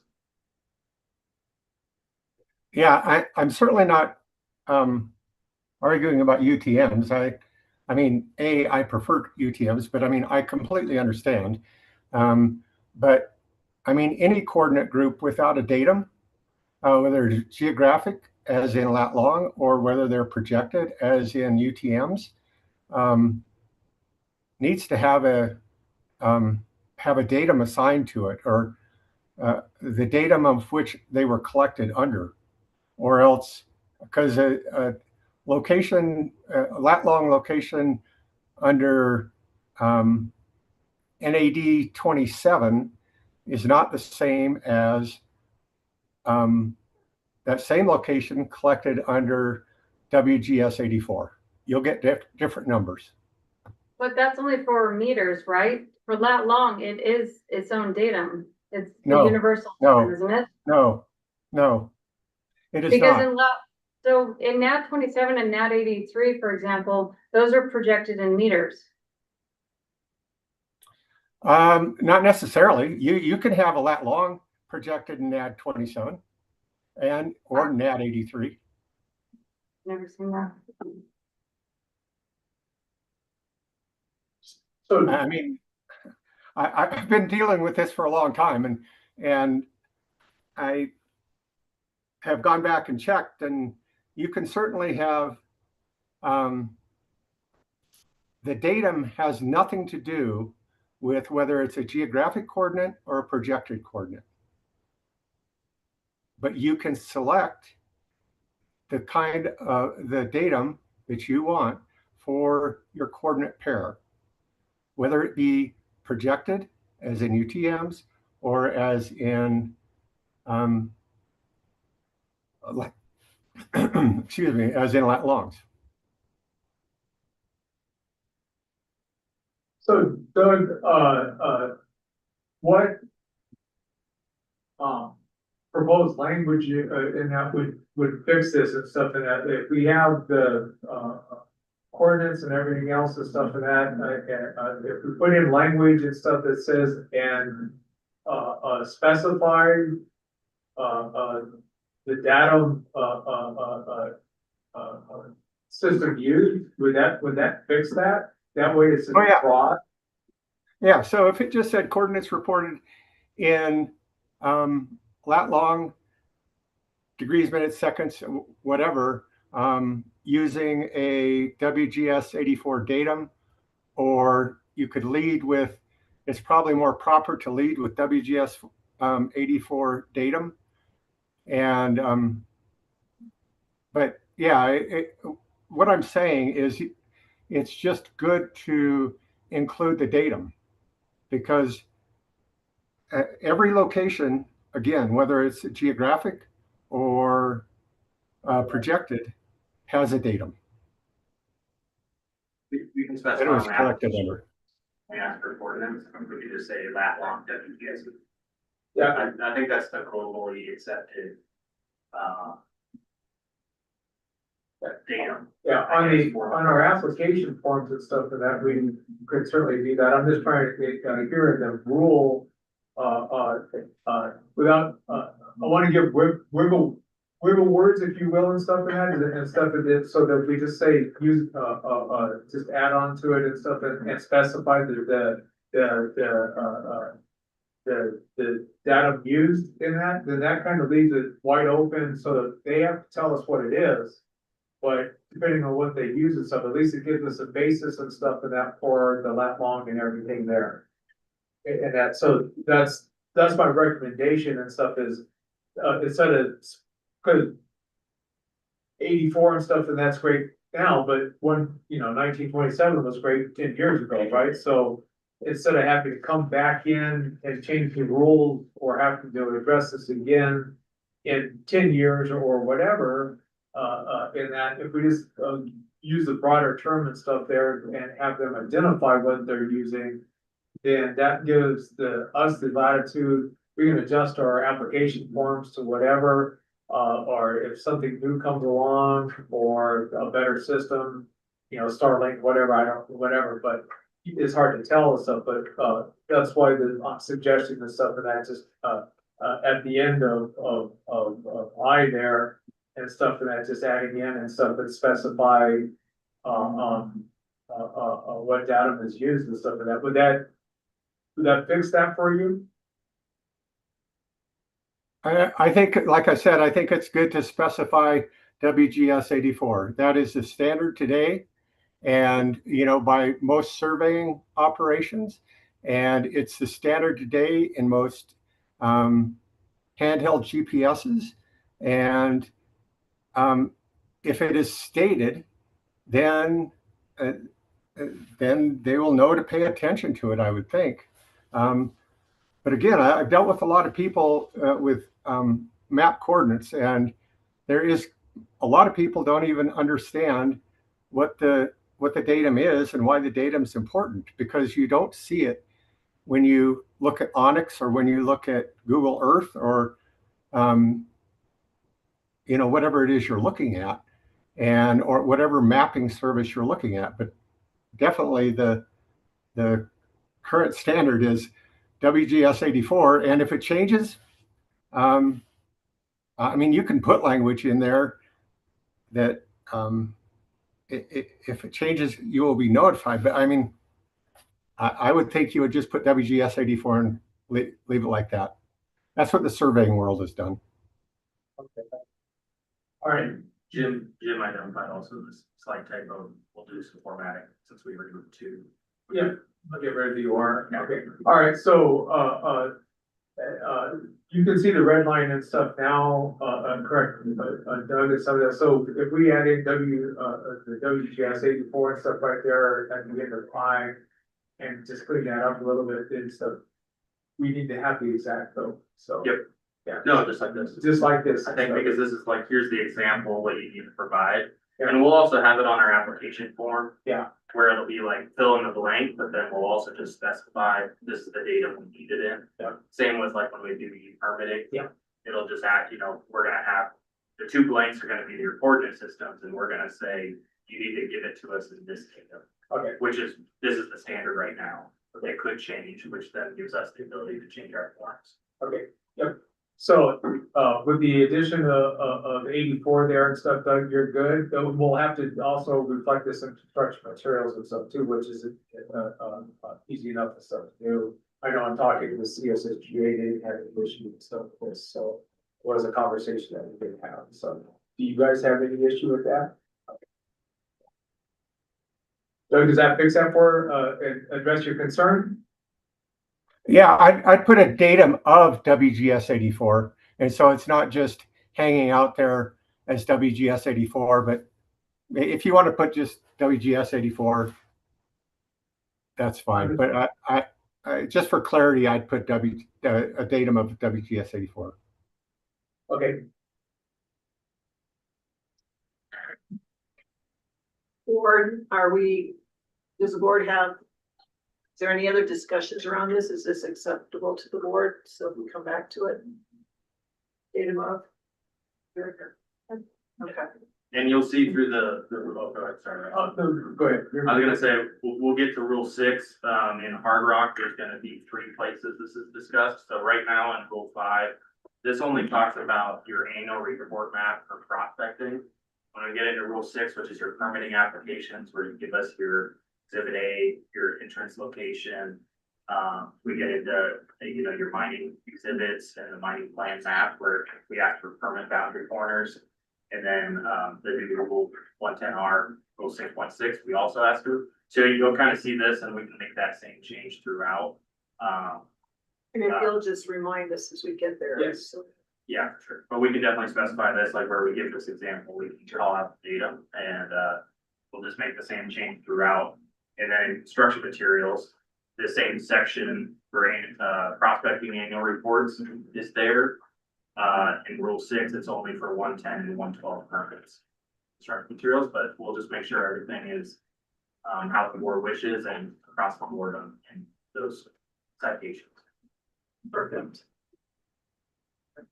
Is that? One last thing, so if I were an operator a prospector, especially on the construction side, construction material side, which no offense to them, I've worked with a number of them and they just use Google Earth. They don't know what datum Google Earth is based off of.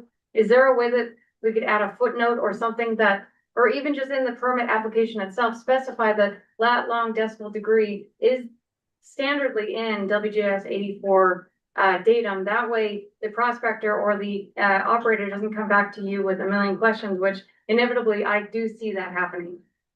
Yeah, I think we can address that in the application. Just a little parentheses or a footnote that says, Google Earth is generally, the decimal degree that you get from Google Earth is based on WGS 84. That way the prospector isn't like, oh my gosh, I need this fancy ArcGIS mapping tool or whatever. It's something that they can pull off of Google Earth. Yep, we're taking notes as we're walking along and stuff here and stuff, but certainly, that we can, when we're redoing applications, because once rules are made, you approve them. We have to go through and stuff and redo, revise and stuff, all of our forms and stuff. And actually, per the statute, all of those forms and stuff have to be approved by the year. And I'm not gonna drag you through the mud and stuff on that, but I think it's stuff, what we'll do and stuff is we'll get those things squared away, and then I'll do a presentation, or staff will do a presentation, just to let you know the updates and stuff that we did in there, and we'll certainly take a look at, this language and stuff there, and stuff that kind of clarifies that. Thank you. I just pulled up our current application form, it was like where we asked for, it's on our website. And so we can make this, where we kind of specify it almost over here in parentheses that, you know, like you said, your footnote, or we just clarify the datum and it's kind of fun. Yeah.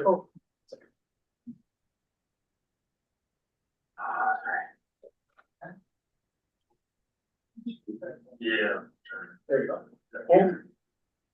Any other discussion, or is the board stuff okay with that modification?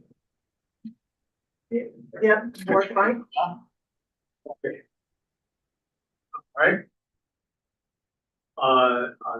Moving on to page 126, 115, this is a consistency issue with, construction materials rules, so clarification for the drill hole abandonment report, and instead of the final report to reduce confusion.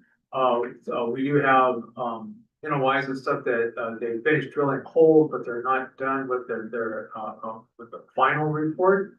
So, this is just a clarification and stuff that final drill hole abandonment report and stuff, and that, it's just a clarification and stuff there, so it's not a major change or anything, so.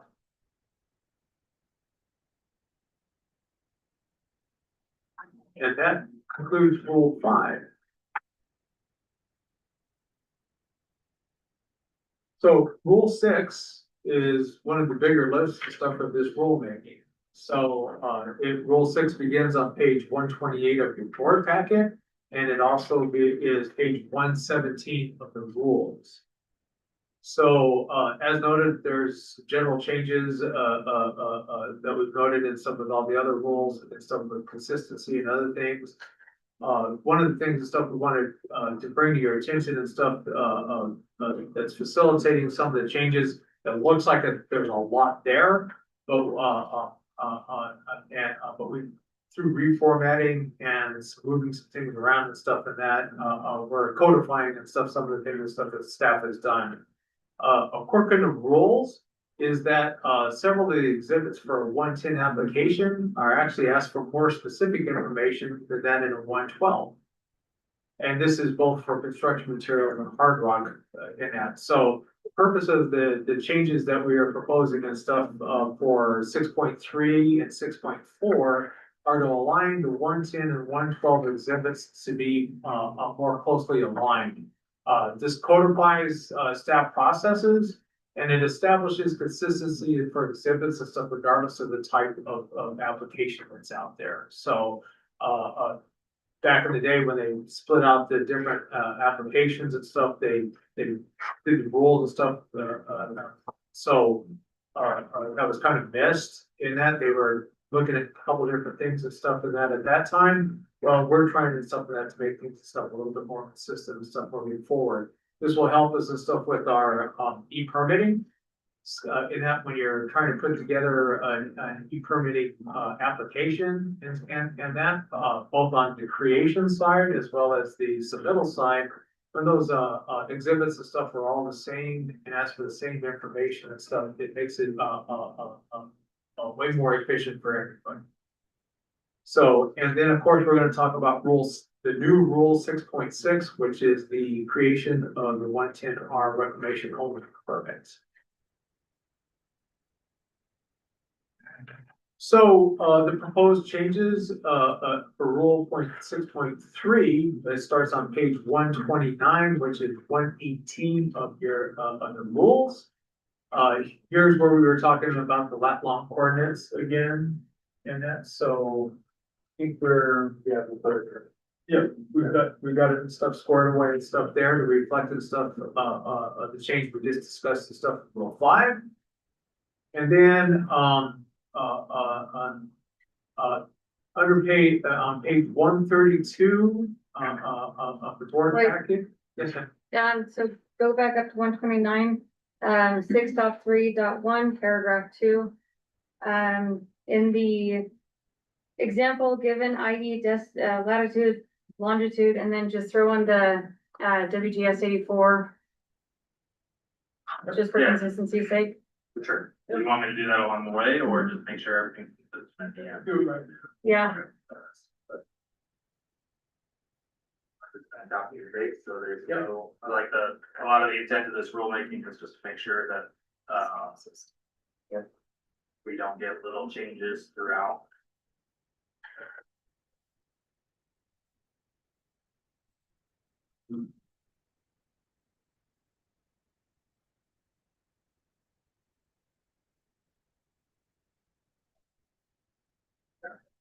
You want me to go down to all of them right now or as we go? I mean, Yeah. either way, whatever's easier for you, but Okay. as we go, we should see those changes. Just a couple of places where it's at, so. I don't think we give the example in my plan map, but I'm giving,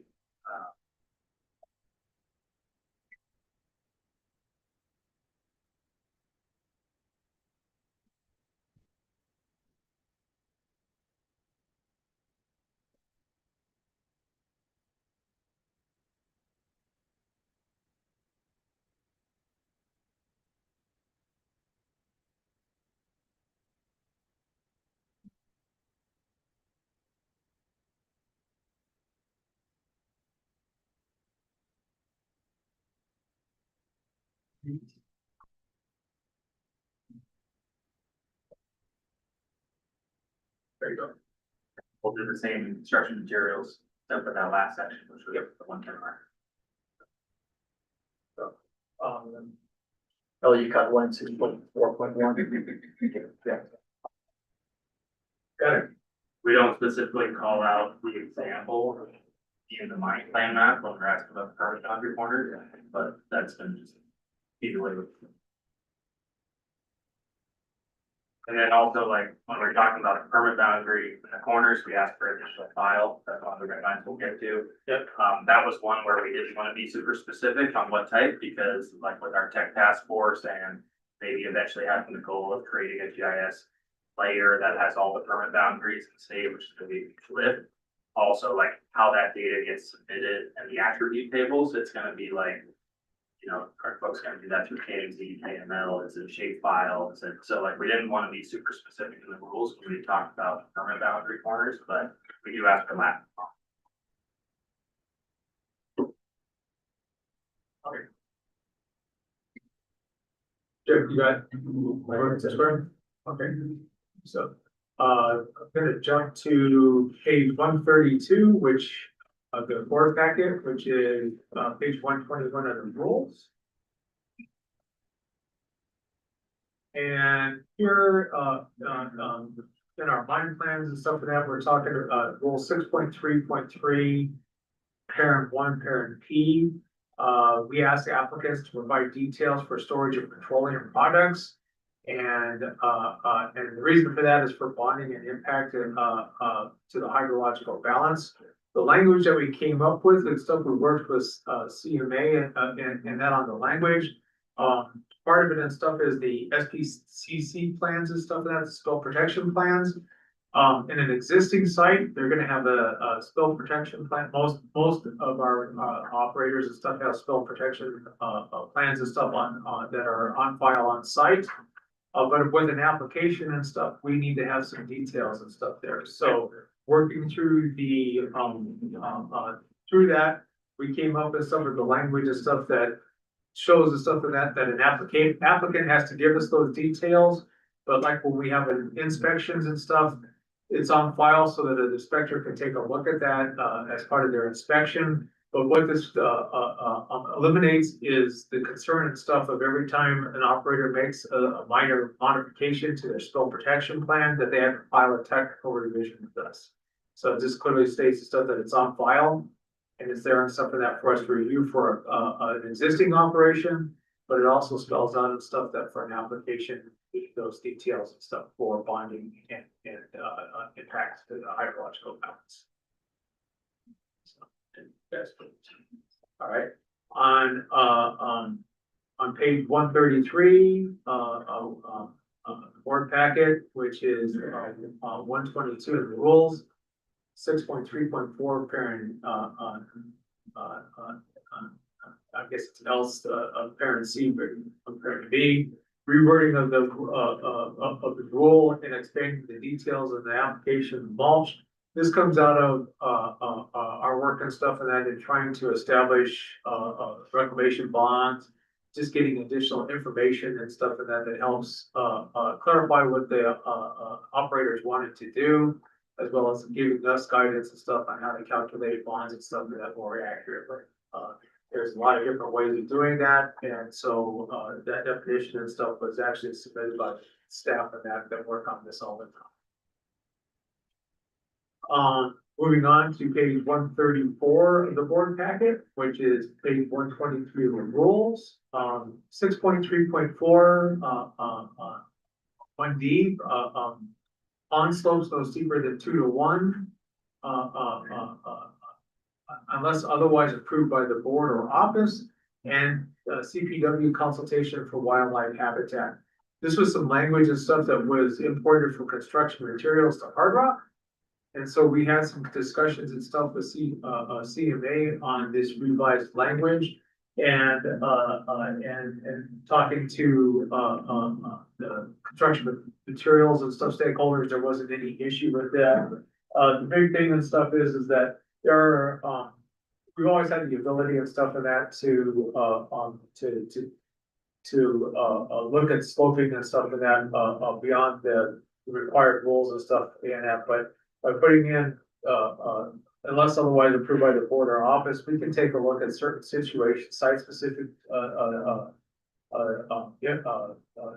conditions and stuff, and for ponds, it's real prescriptive and stuff in construction materials as well as in Hard Rock. If you have a pond and stuff in that, and you have wildlife, and that you have to have egress in that sloping of 5 to 1, and then for the first 10 feet, and then 3 to 1 after that.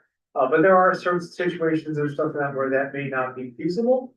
So by working on this language and stuff, and that all the stakeholders and stuff were comfortable and stuff with that language and stuff that we put in here. It gives us the latitude, but also stuff if wildlife habitat is the declared post-mine land use, CPW and stuff we have a conversation with them and stuff and see what their recommendations are and stuff. We rely heavily on them as well as the operators and stuff like that for the recommendations. And on that same page, 6.3.4 parent 2 parent C, we took some explanations and stuff and that for me to understand it. So but in our Cersei's programs and that the language and stuff in that's in the rule didn't match up with stuff with some of the realities and stuff with some of our bigger sites. And that, when we actually added A plus B, it was coming out, it wasn't 18.5. So, we brought this in transparency and stuff, we brought this up and stuff and that with everybody so that we could have a discussion on it. What it does is it increases the maximum indirect cost from 18.5 to 20.5. And that's just the reality of when you get in there, you add it all up, that's what it generally is. And so it's not that we're increasing, that, it's just, the system always did it. We're just bringing that up forward and saying, it's not, if you added it up, it would be more than 18.5. And that, so we wanted to be transparent about that. And we also know that at some of our really, really big sites, that 20.5% may exceed the base site-specific conditions. And so with good cause, we can go above that, but that's also something that's a conversation with our bigger sites on bond calculations, and that we spend both sides, the operator and the division spend like for Henderson and Climax and CCV, we spent over a year working on really in-depth bond calculations and stuff. And so, and what this does is stuff, it allows the stuff for those kind of things and stuff moving forward, if you take it into account. But we work really tight with really well and stuff and that. So if there was ever any question and stuff on this being over, the indirect cost being above and beyond, that's something that stuff that always that stuff can be brought to the board for discussion and stuff there. So, but like I said, it's more of a transparency issue and stuff in that for both construction materials and hard rock, that, you know, A plus B was equaling D, not C. So, yeah. And so, is there any question on that? Because it's clear as mud, but yeah. So. More of a comment. So in other states, they have a repository of sites that that the state has reclaimed, and they show what those costs actually come up to be. And that helps justify those indirect costs. Nevada has a really good repository of them. If that's something that you would like to look at, to kind of emulate and show, if you do get pushback from an operator, show them, we did reclaim a site and this is actually what it costs. And those indirect costs are encompassed within that cost. So food for thought. Inactive mine program, I think actually the stuff does track some of that, and that it's just not, I don't think we have a repository per se, and stuff, but they do track costs, and then when we do updates and stuff on our Cersei's program annually, we take into account some of those things and stuff in that as well and stuff, but we do talk to Jeff Graves and his group. We get a revoke site and something, we go in and make the reclamation at the real cost versus what the system and stuff there. Of course, 90% of the time on revoke site, their reason they're being revoked because they're under stress. And so the conditions don't line up exactly anyway. So, so that's always a challenge and stuff there, but we'll note that and stuff in that, and we'll talk to Jeff and stuff and see. And they may already have it, actually. I don't know. Something I don't know. I don't believe so. Yeah. But they definitely track all of that. Yeah. And I think it's a good suggestion that we'll take a look at. We survey them annually when we annually update our cost estimating software system and all the inputs on it. We survey the inactive mines program for certain tasks like closure of adits and shafts. We've got a whole list that they give us annual updates on, so that we can roll that into ours. So we do get a lot of live data for that. But I don't know if we asked the specific question on indirect, but definitely. Yeah, so great suggestion, so thank you. So let's see here. All right, on page 135 of the board packet, which is 124, the rules, 6.3.5, parent 2, parent A. This is where we're asking applicants and stuff to provide coordinates for the boundary corners for their mine in their mine plan, and allows them to provide digital files. And so that's a modernization and there, and a request that, you know, was something that's something we're always asking for anyway. So it's kind of codification.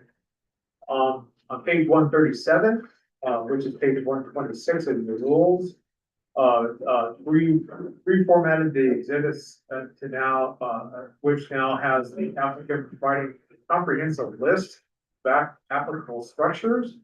But it's kind of a, on the mine plan and stuff, we were asked, for, identification of structures like, power lines, irrigation ditches, those kind of things, but in the review, we were having to look at the map and kind of pick out what we had, and it was not a list, so, here and stuff under this exhibit now is something that they'll provide a list. And we'll be able to take a look at that list in our review and look at that, look at the mine plan map. Make sure that our existing structures and stuff are all accounted for. And if there's a discrepancy and stuff for that, we can bring that up in our adequacy reviews and stuff like that to ensure that we capture everything and stuff we're supposed to. Page 138, 120 of the board packet, which is 127 of the rules. 6.4.1, this is going into 112 application exhibits now. It's the same conversation we were having about the 110 as well as the prospecting. And I think we've got that pretty well captured down. Yep. So, and that, I think we're good there. Under same pages, so 6.4.3. We reformatted that rule to now include both pre-mining and mining map categories as requirements that were only previously required under the pre-mining details and stuff. So we're just aligning our process, aligning the rule with our process and stuff there. And under 4.31 D, the same is now a 110 rule in that, so this provides the coordinates and stuff for the boundaries and everything, so there's a consistency between both types of applications and stuff in that.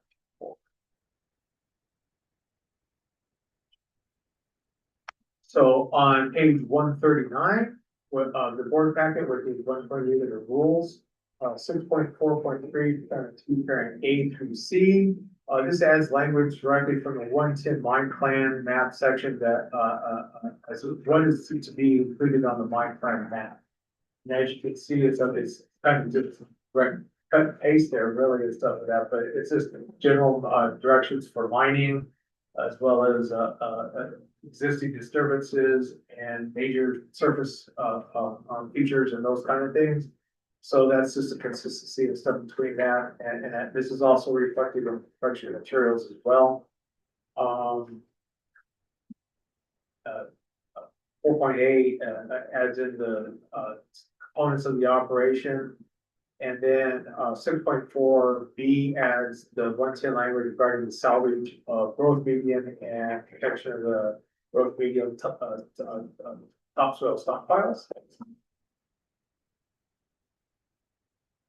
On page 140 of the board packet, which is page 129 of the rules, 6.4.4 parent B adds in the 110 language and stuff to provide dimensions for various disturbances associated with the operations. So we know approximately what waste piles might be. If they're going to be building certain structures in that warehouses or a portal or something that's stuff like that. This is all accounted for and stuff like that from the work well. So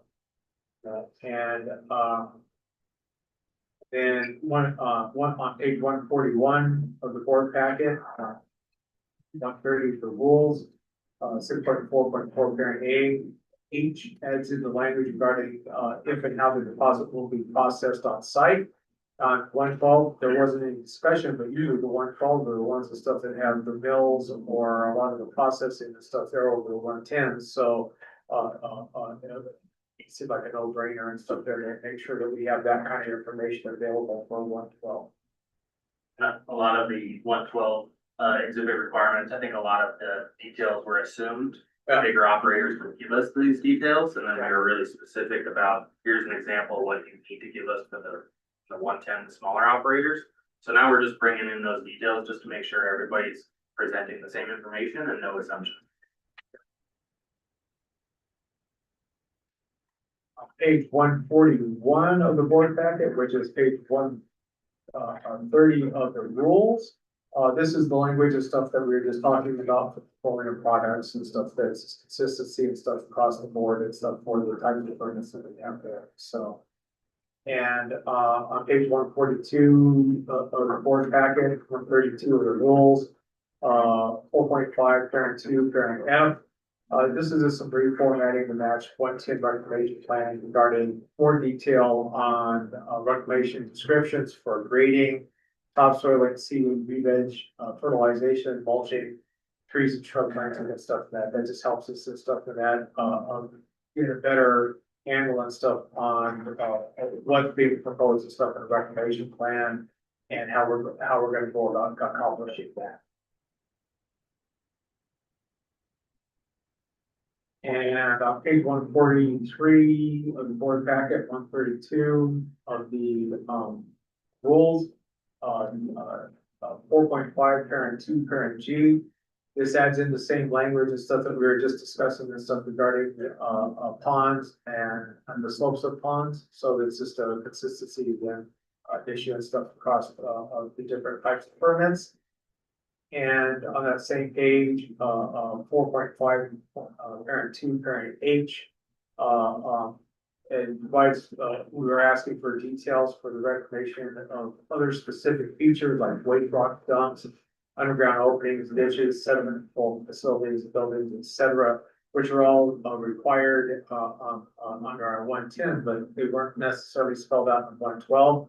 We asked those questions in our review, but this is something make sure and stuff like that it's clearly stated. So what's put the what's going to be required. All right. So page 145 in the board packet, which is 134 of the rules, 4.7, parent 5. We added public to the CPG, so and it's just a typo, edit and stuff there. On page 46 on the board packet, which is 135 of the rules, 6.4.12. Parent 1. Cost estimating, we added in the language and stuff that, which was more thorough, 110 sections and stuff to help with stuff for that estimating the cost that provided by the applicant. And that, so, it also includes the 18.5 to 20% stuff that's there.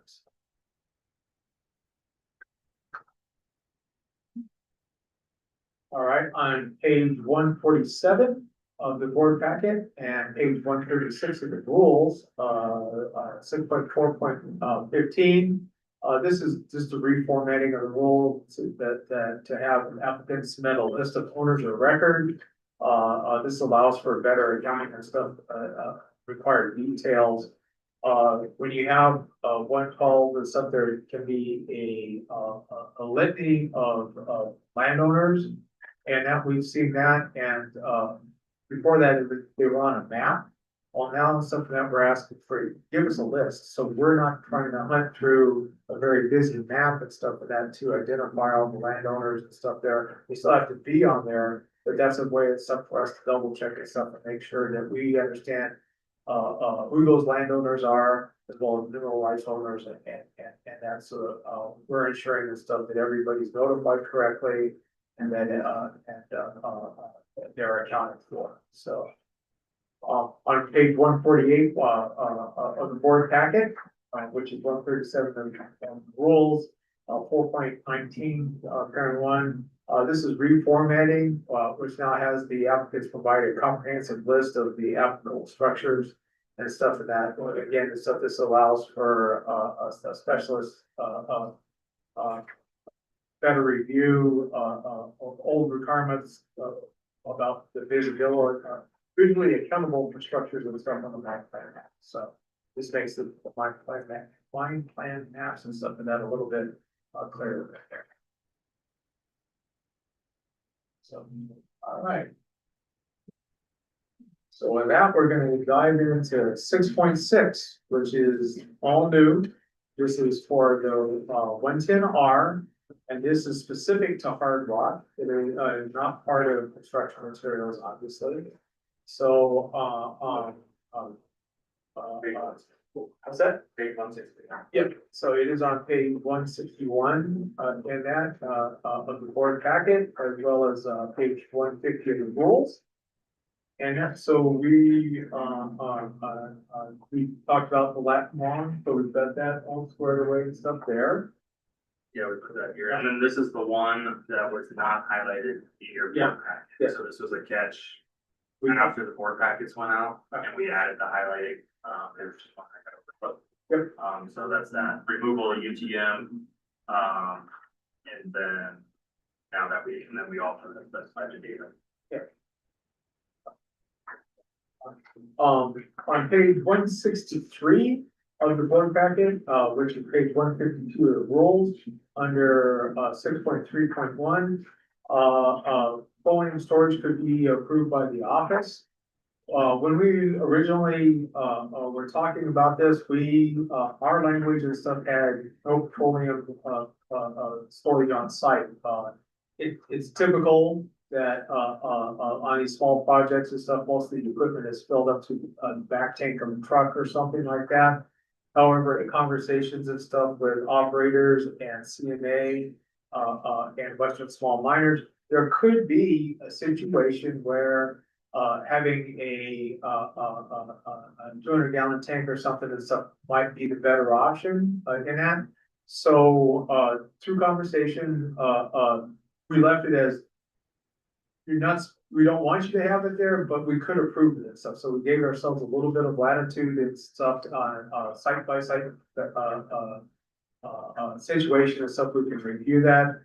The most important thing and stuff for us, of course, is if somebody proposes that, we're going to be talking about secondary containment and other measures and stuff, so that we don't create a falling mess or we're trying to clean up a acid forming mess. So yeah, but we wanted to give ourselves some latitude and stuff in that. And like I said, we were thinking one way, the district's thinking it the other way. So this is our compromise and stuff there and stuff that we prefer not to have petroleum there. But if there's a justifiable case for that, we have the latitude and stuff. Go ahead. And then there would be an SBCC plan on site. It may be because of the size of that, they may not have to have one, but certainly it's something that, 1,300. yeah, it's 1,300. 1,350 or. Yeah.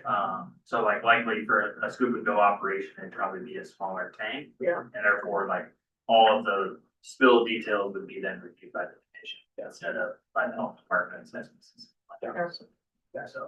and I think that's if they request it, then we'll ask all the follow-up necessary questions during adequacy about secondary containment, countermeasures. Great, thank you. Okay. On page 164 of the board packet, which is 153 of the rules, 6.4.1, parent C, parent I. On-site soils could be modified to create a substitute growth medium. So originally, our conversation or our thoughts and stuff were, topsoil, importation and stuff of topsoil would make this cost prohibitive. So the language and stuff that we came up with stuff with here, and that through conversations with stakeholders, is that alternatively, if there's not any topsoil, we can do something and stuff to modify to create a substitute growth medium, whether that's manure or other fertilizers. We may have to do some neutralization. We may have to do some neutralization of the soil because it may be too acidic or too alkaline, depending on what part of the state or world we're in. And that, but we also and stuff wanted to note and stuff that the biggest thing and stuff is that where we have areas and stuff like above the timber line, we talked about that and stuff, and that with screen piles and stuff. our overall, worry and stuff is about permanent stabilization and the measures and stuff to be taken and stuff there. So this is the language and stuff that we came up with and stuff with stakeholders and stuff to address that. On page 167 of the board packet, which is 156 of the rules, that's 6.6.10.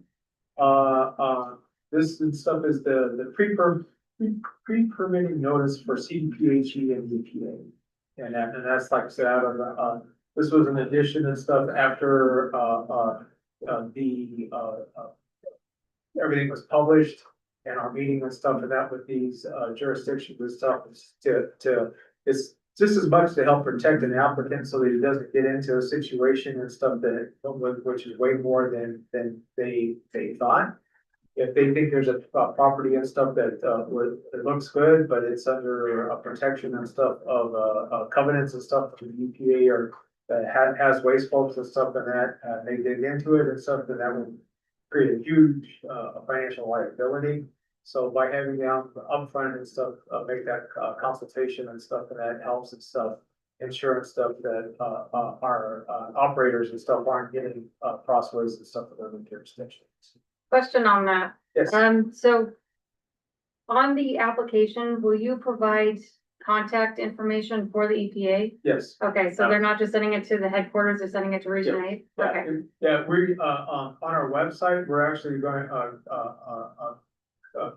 working on creating a contact list of stuff for other agencies. Awesome. And for this application and stuff and that, the conversation is and stuff is that we'll have some direct contact and stuff like that for who to send that to. Because that's what happens is, yeah, you send it to the headquarters and it disappears and stuff. And yeah, and we had that same issue just for your application. CPW, we were having that same kind of issue back in 2006, 2007. We got directions that all notices had to go upstairs to the main CPW, which was literally upstairs here. And what was happening is those notices would go there, and then somebody would eventually get it out to the district offices. And then from the district office, it would go out to the officers and stuff that had those areas and stuff. Well, by the time the officers or even the district got those notices, our public comment periods had closed. So that created some conflict and stuff. So I worked with CPW, and we have the district connections and stuff there, so that when you get a notice or when we get an application, it goes directly out to that district office immediately. And then from there, it's in their hands and stuff there, but we cut out the middleman. That's great, thank you. And to speak on that comment a little bit more, CMA also suggested that, and Yeah. so we're gonna do that for even CPW, even a little more minor for some of the pre-permit consultation. But then, yeah, for the 110R or CPH, okay, Awesome. you know, just make it easier for them while they're filling out their application, they realize that they have to send notice, and here's who you need to send it to. And I had a conversation with some ELM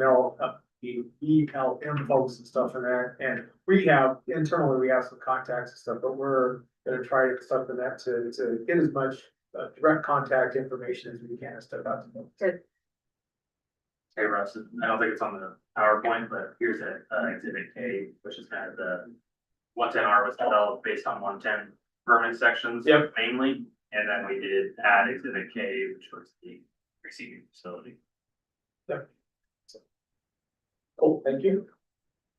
And I have a question on Yes. those receiving facilities. So they will have a license to take outside ores or waste or, yeah, the custom mill in that part of our processes and stuff there and stuff is for custom mills, they have to do some geochemical analysis and stuff, the material coming in.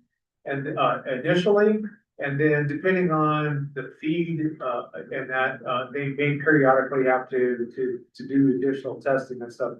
One of the custom mills we have, there's like 3 or 4 lines that will feed it. And what makes it a custom mill is they're standalone and mining companies and stuff, the mines are under different jurisdictions. If they were all under the same jurisdiction, then that mill is designated to that, then it's just a mill. But the separation there is that the mill is standalone and stuff and that under different ownership, the mines and they're supplying it. So that's what makes it a custom mill. So they, but under our EPPs and everything else and stuff for these mills, they have to do that, and then they also have to do some testing and stuff of their tailings coming out. So that we ensure that what's coming in that, cause it's gonna vary, sites like Climax, they're pretty dialed in and stuff on their ore bodies and stuff and that, and they make adjustments here and there. But when you have something that's coming from 3 or 4 different geological formations and stuff, it can vary widely and stuff on the constituents and stuff there. So, it is a requirement and stuff for them and stuff to do that. So, and that's just part of their process. That's part of their permitting and stuff and that, so. Just curiosity about how many mills are there in the state? These, There's a handful, there's not as many as you would think in that, but we have a couple of them up here in the Clear Creek area. There's one and stuff over in Gunnison. And then we have there's a milling facility and stuff in Uray that they're not doing anything now, but there has been conversations and stuff about them amending their permit and stuff to allow for this kind of stuff to come in as well. So that's one of the bottlenecks and stuff, if you will, and stuff of our, with, everything that we have and stuff in that with, across the country in that is the lack of milling and stuff. It's a, a supply chain. And, uranium's a great example of that. The uranium mills, mines are there, but there's only one, maybe 2, another one and stuff coming online, mills and stuff in the entire country except for conventional mining. So, and they're both in Utah. So, we don't have any now here in Colorado whatsoever. So, that's the bottom. We can mine the material, but we don't have anywhere to send it and stuff that creates the issue and stuff there. Potentially we may see some custom mills, get permitted now with the 110R permit. And you've got drainages that have lots of historic waste piles where you now remove the burden of a DMO monitoring systems and bonds on all those piles. And now you maybe have your DMO custom mill, Central or wherever, then you've got these satellite cleanup projects that can feed that. Maybe we'll see that. yeah, of course, my concern isn't about the ones that are operating ethically, it's the ones that we see that are less than. Yeah, less than perfect. Yeah. That's Utah's problem. Just kidding. Joking. Exactly. Let's see, page 161, 150 on the rules and stuff, that's the one left. Longitude thing or something, we got that squared away. Yeah. And we're good there and stuff in that, we're going through all that, so we're good, so, under rule 7, designated mining operations. There were a few changes in the rules for consistency and that, as well as SB 2554. The biggest thing is stuff that we in rule 7, it's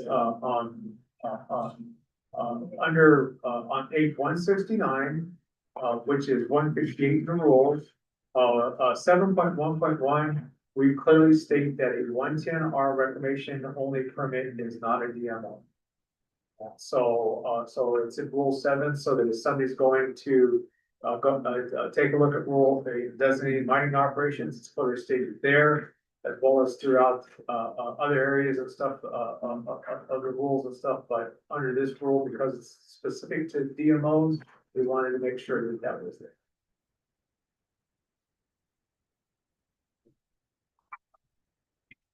Rule 8. So, we're getting to the end here. We're doing on time, we're doing really good, so.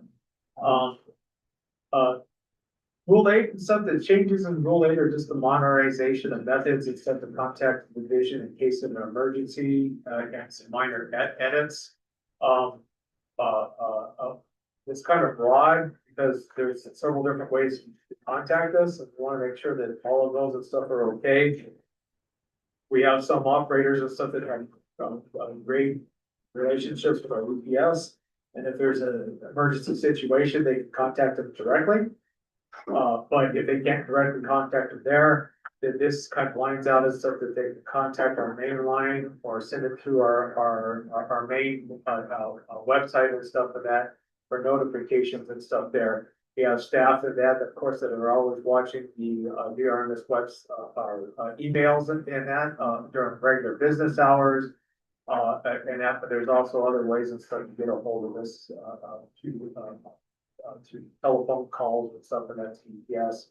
Or so that we're aware of situations as quickly as possible. So I give you an example. We had a mine and stuff that had a major spill in that.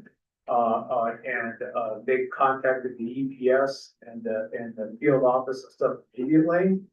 And because of the way they contacted us, we actually had EPS and stuff on site in less than 2 hours. Wow. And that was all drive time. Wow. So it works the way it's supposed to. And then we had another situation and stuff that through, they were getting, they contacted us and stuff through the website and those kind of things. So, when we have those kind of emergencies and stuff, and that staff is really great and stuff, they're getting on, notifying Michael and I. And then we're aware of it and making the plan and stuff of how we're gonna react to that. So that's a good example of stuff of how it all works and stuff as an example. So we are at the end. So is there any other additional questions or comments and stuff on that before we close this out?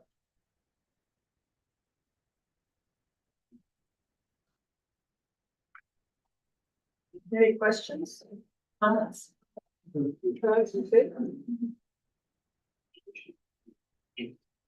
Yeah.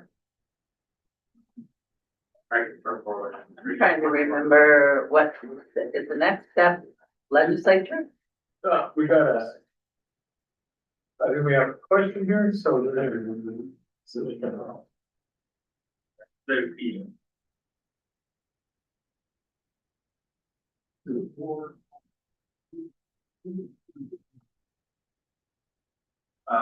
So the original then mining operations that are not here, those that are exempt of this rule, we've added an army that exemption. Are we good? Yep. Okay, cool. So, so we have a tracking list.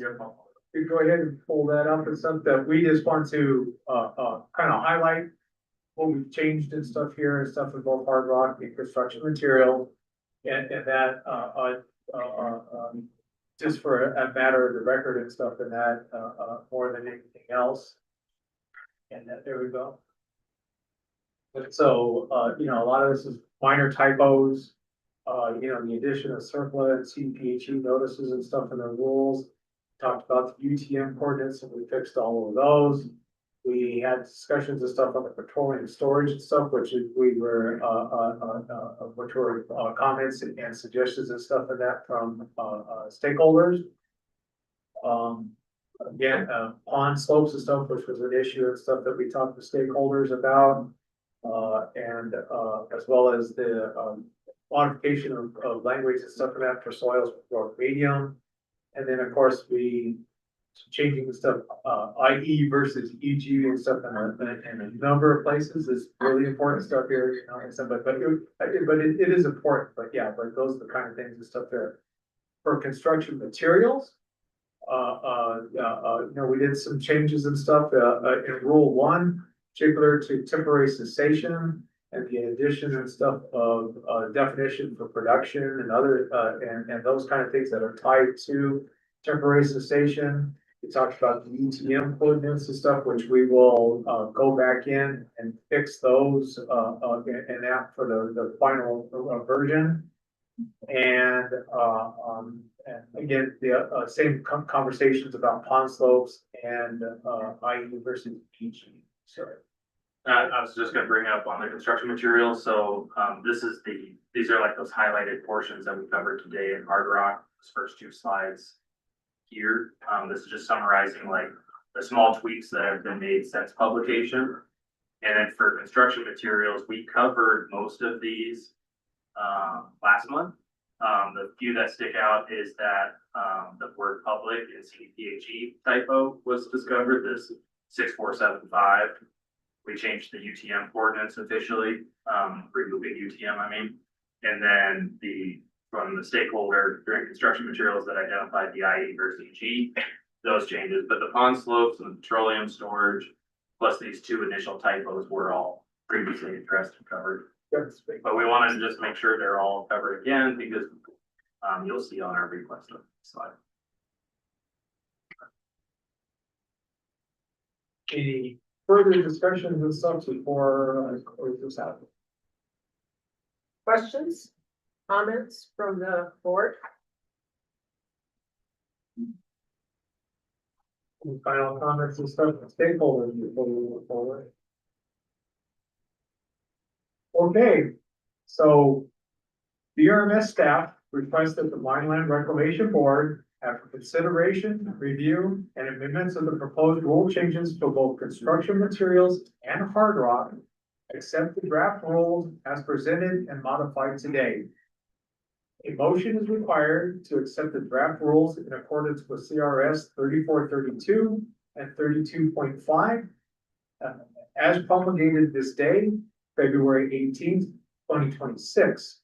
If accepted, the rules will go into effect 20 days from today's promulgation, which is March 10, 2026. With that, I'll turn it back over to you.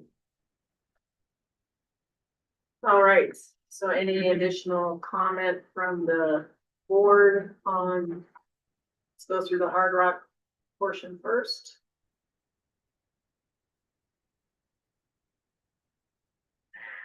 All right,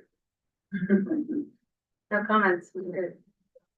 yeah, I think I'm sure you folks are excited to do it, but this is a phenomenal job of making it very easy for us to understand what's being changed and implemented.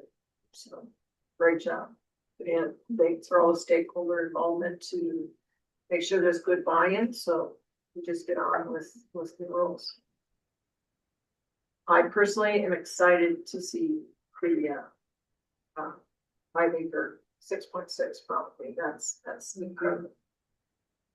We're, we could get one or we could get 100 of them. We don't know yet, right? And that's, so we're hoping that we get a few in the door, and staff, we'll be talking with staff and that, setting up some, sideboards. But we want to make sure and stuff that, these first couple of ones and stuff are flagships for the program.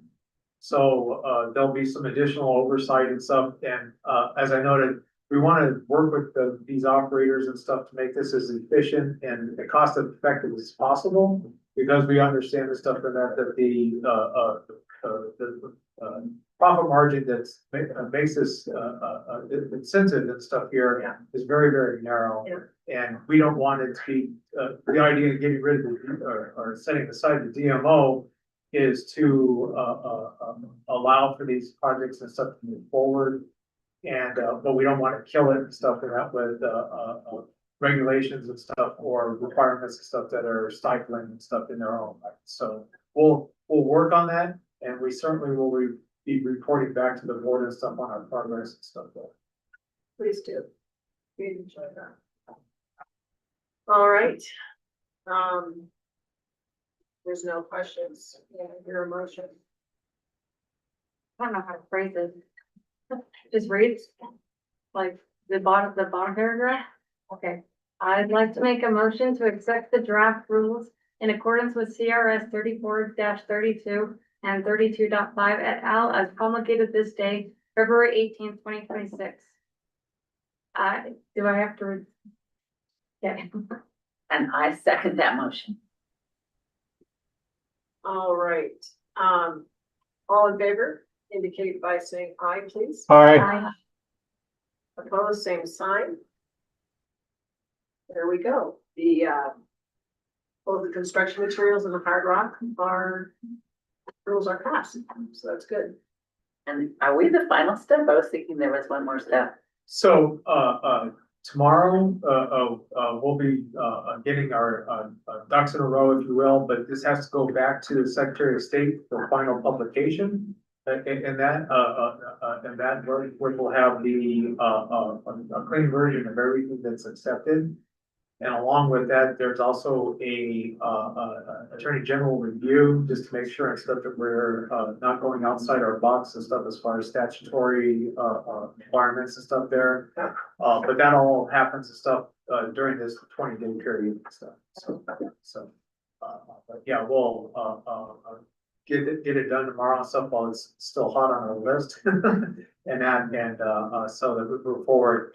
And then we already have, there's a working group that's putting together the application for the 110R, and that we, started out based on the proposed rules, so we kind of know what we're looking at.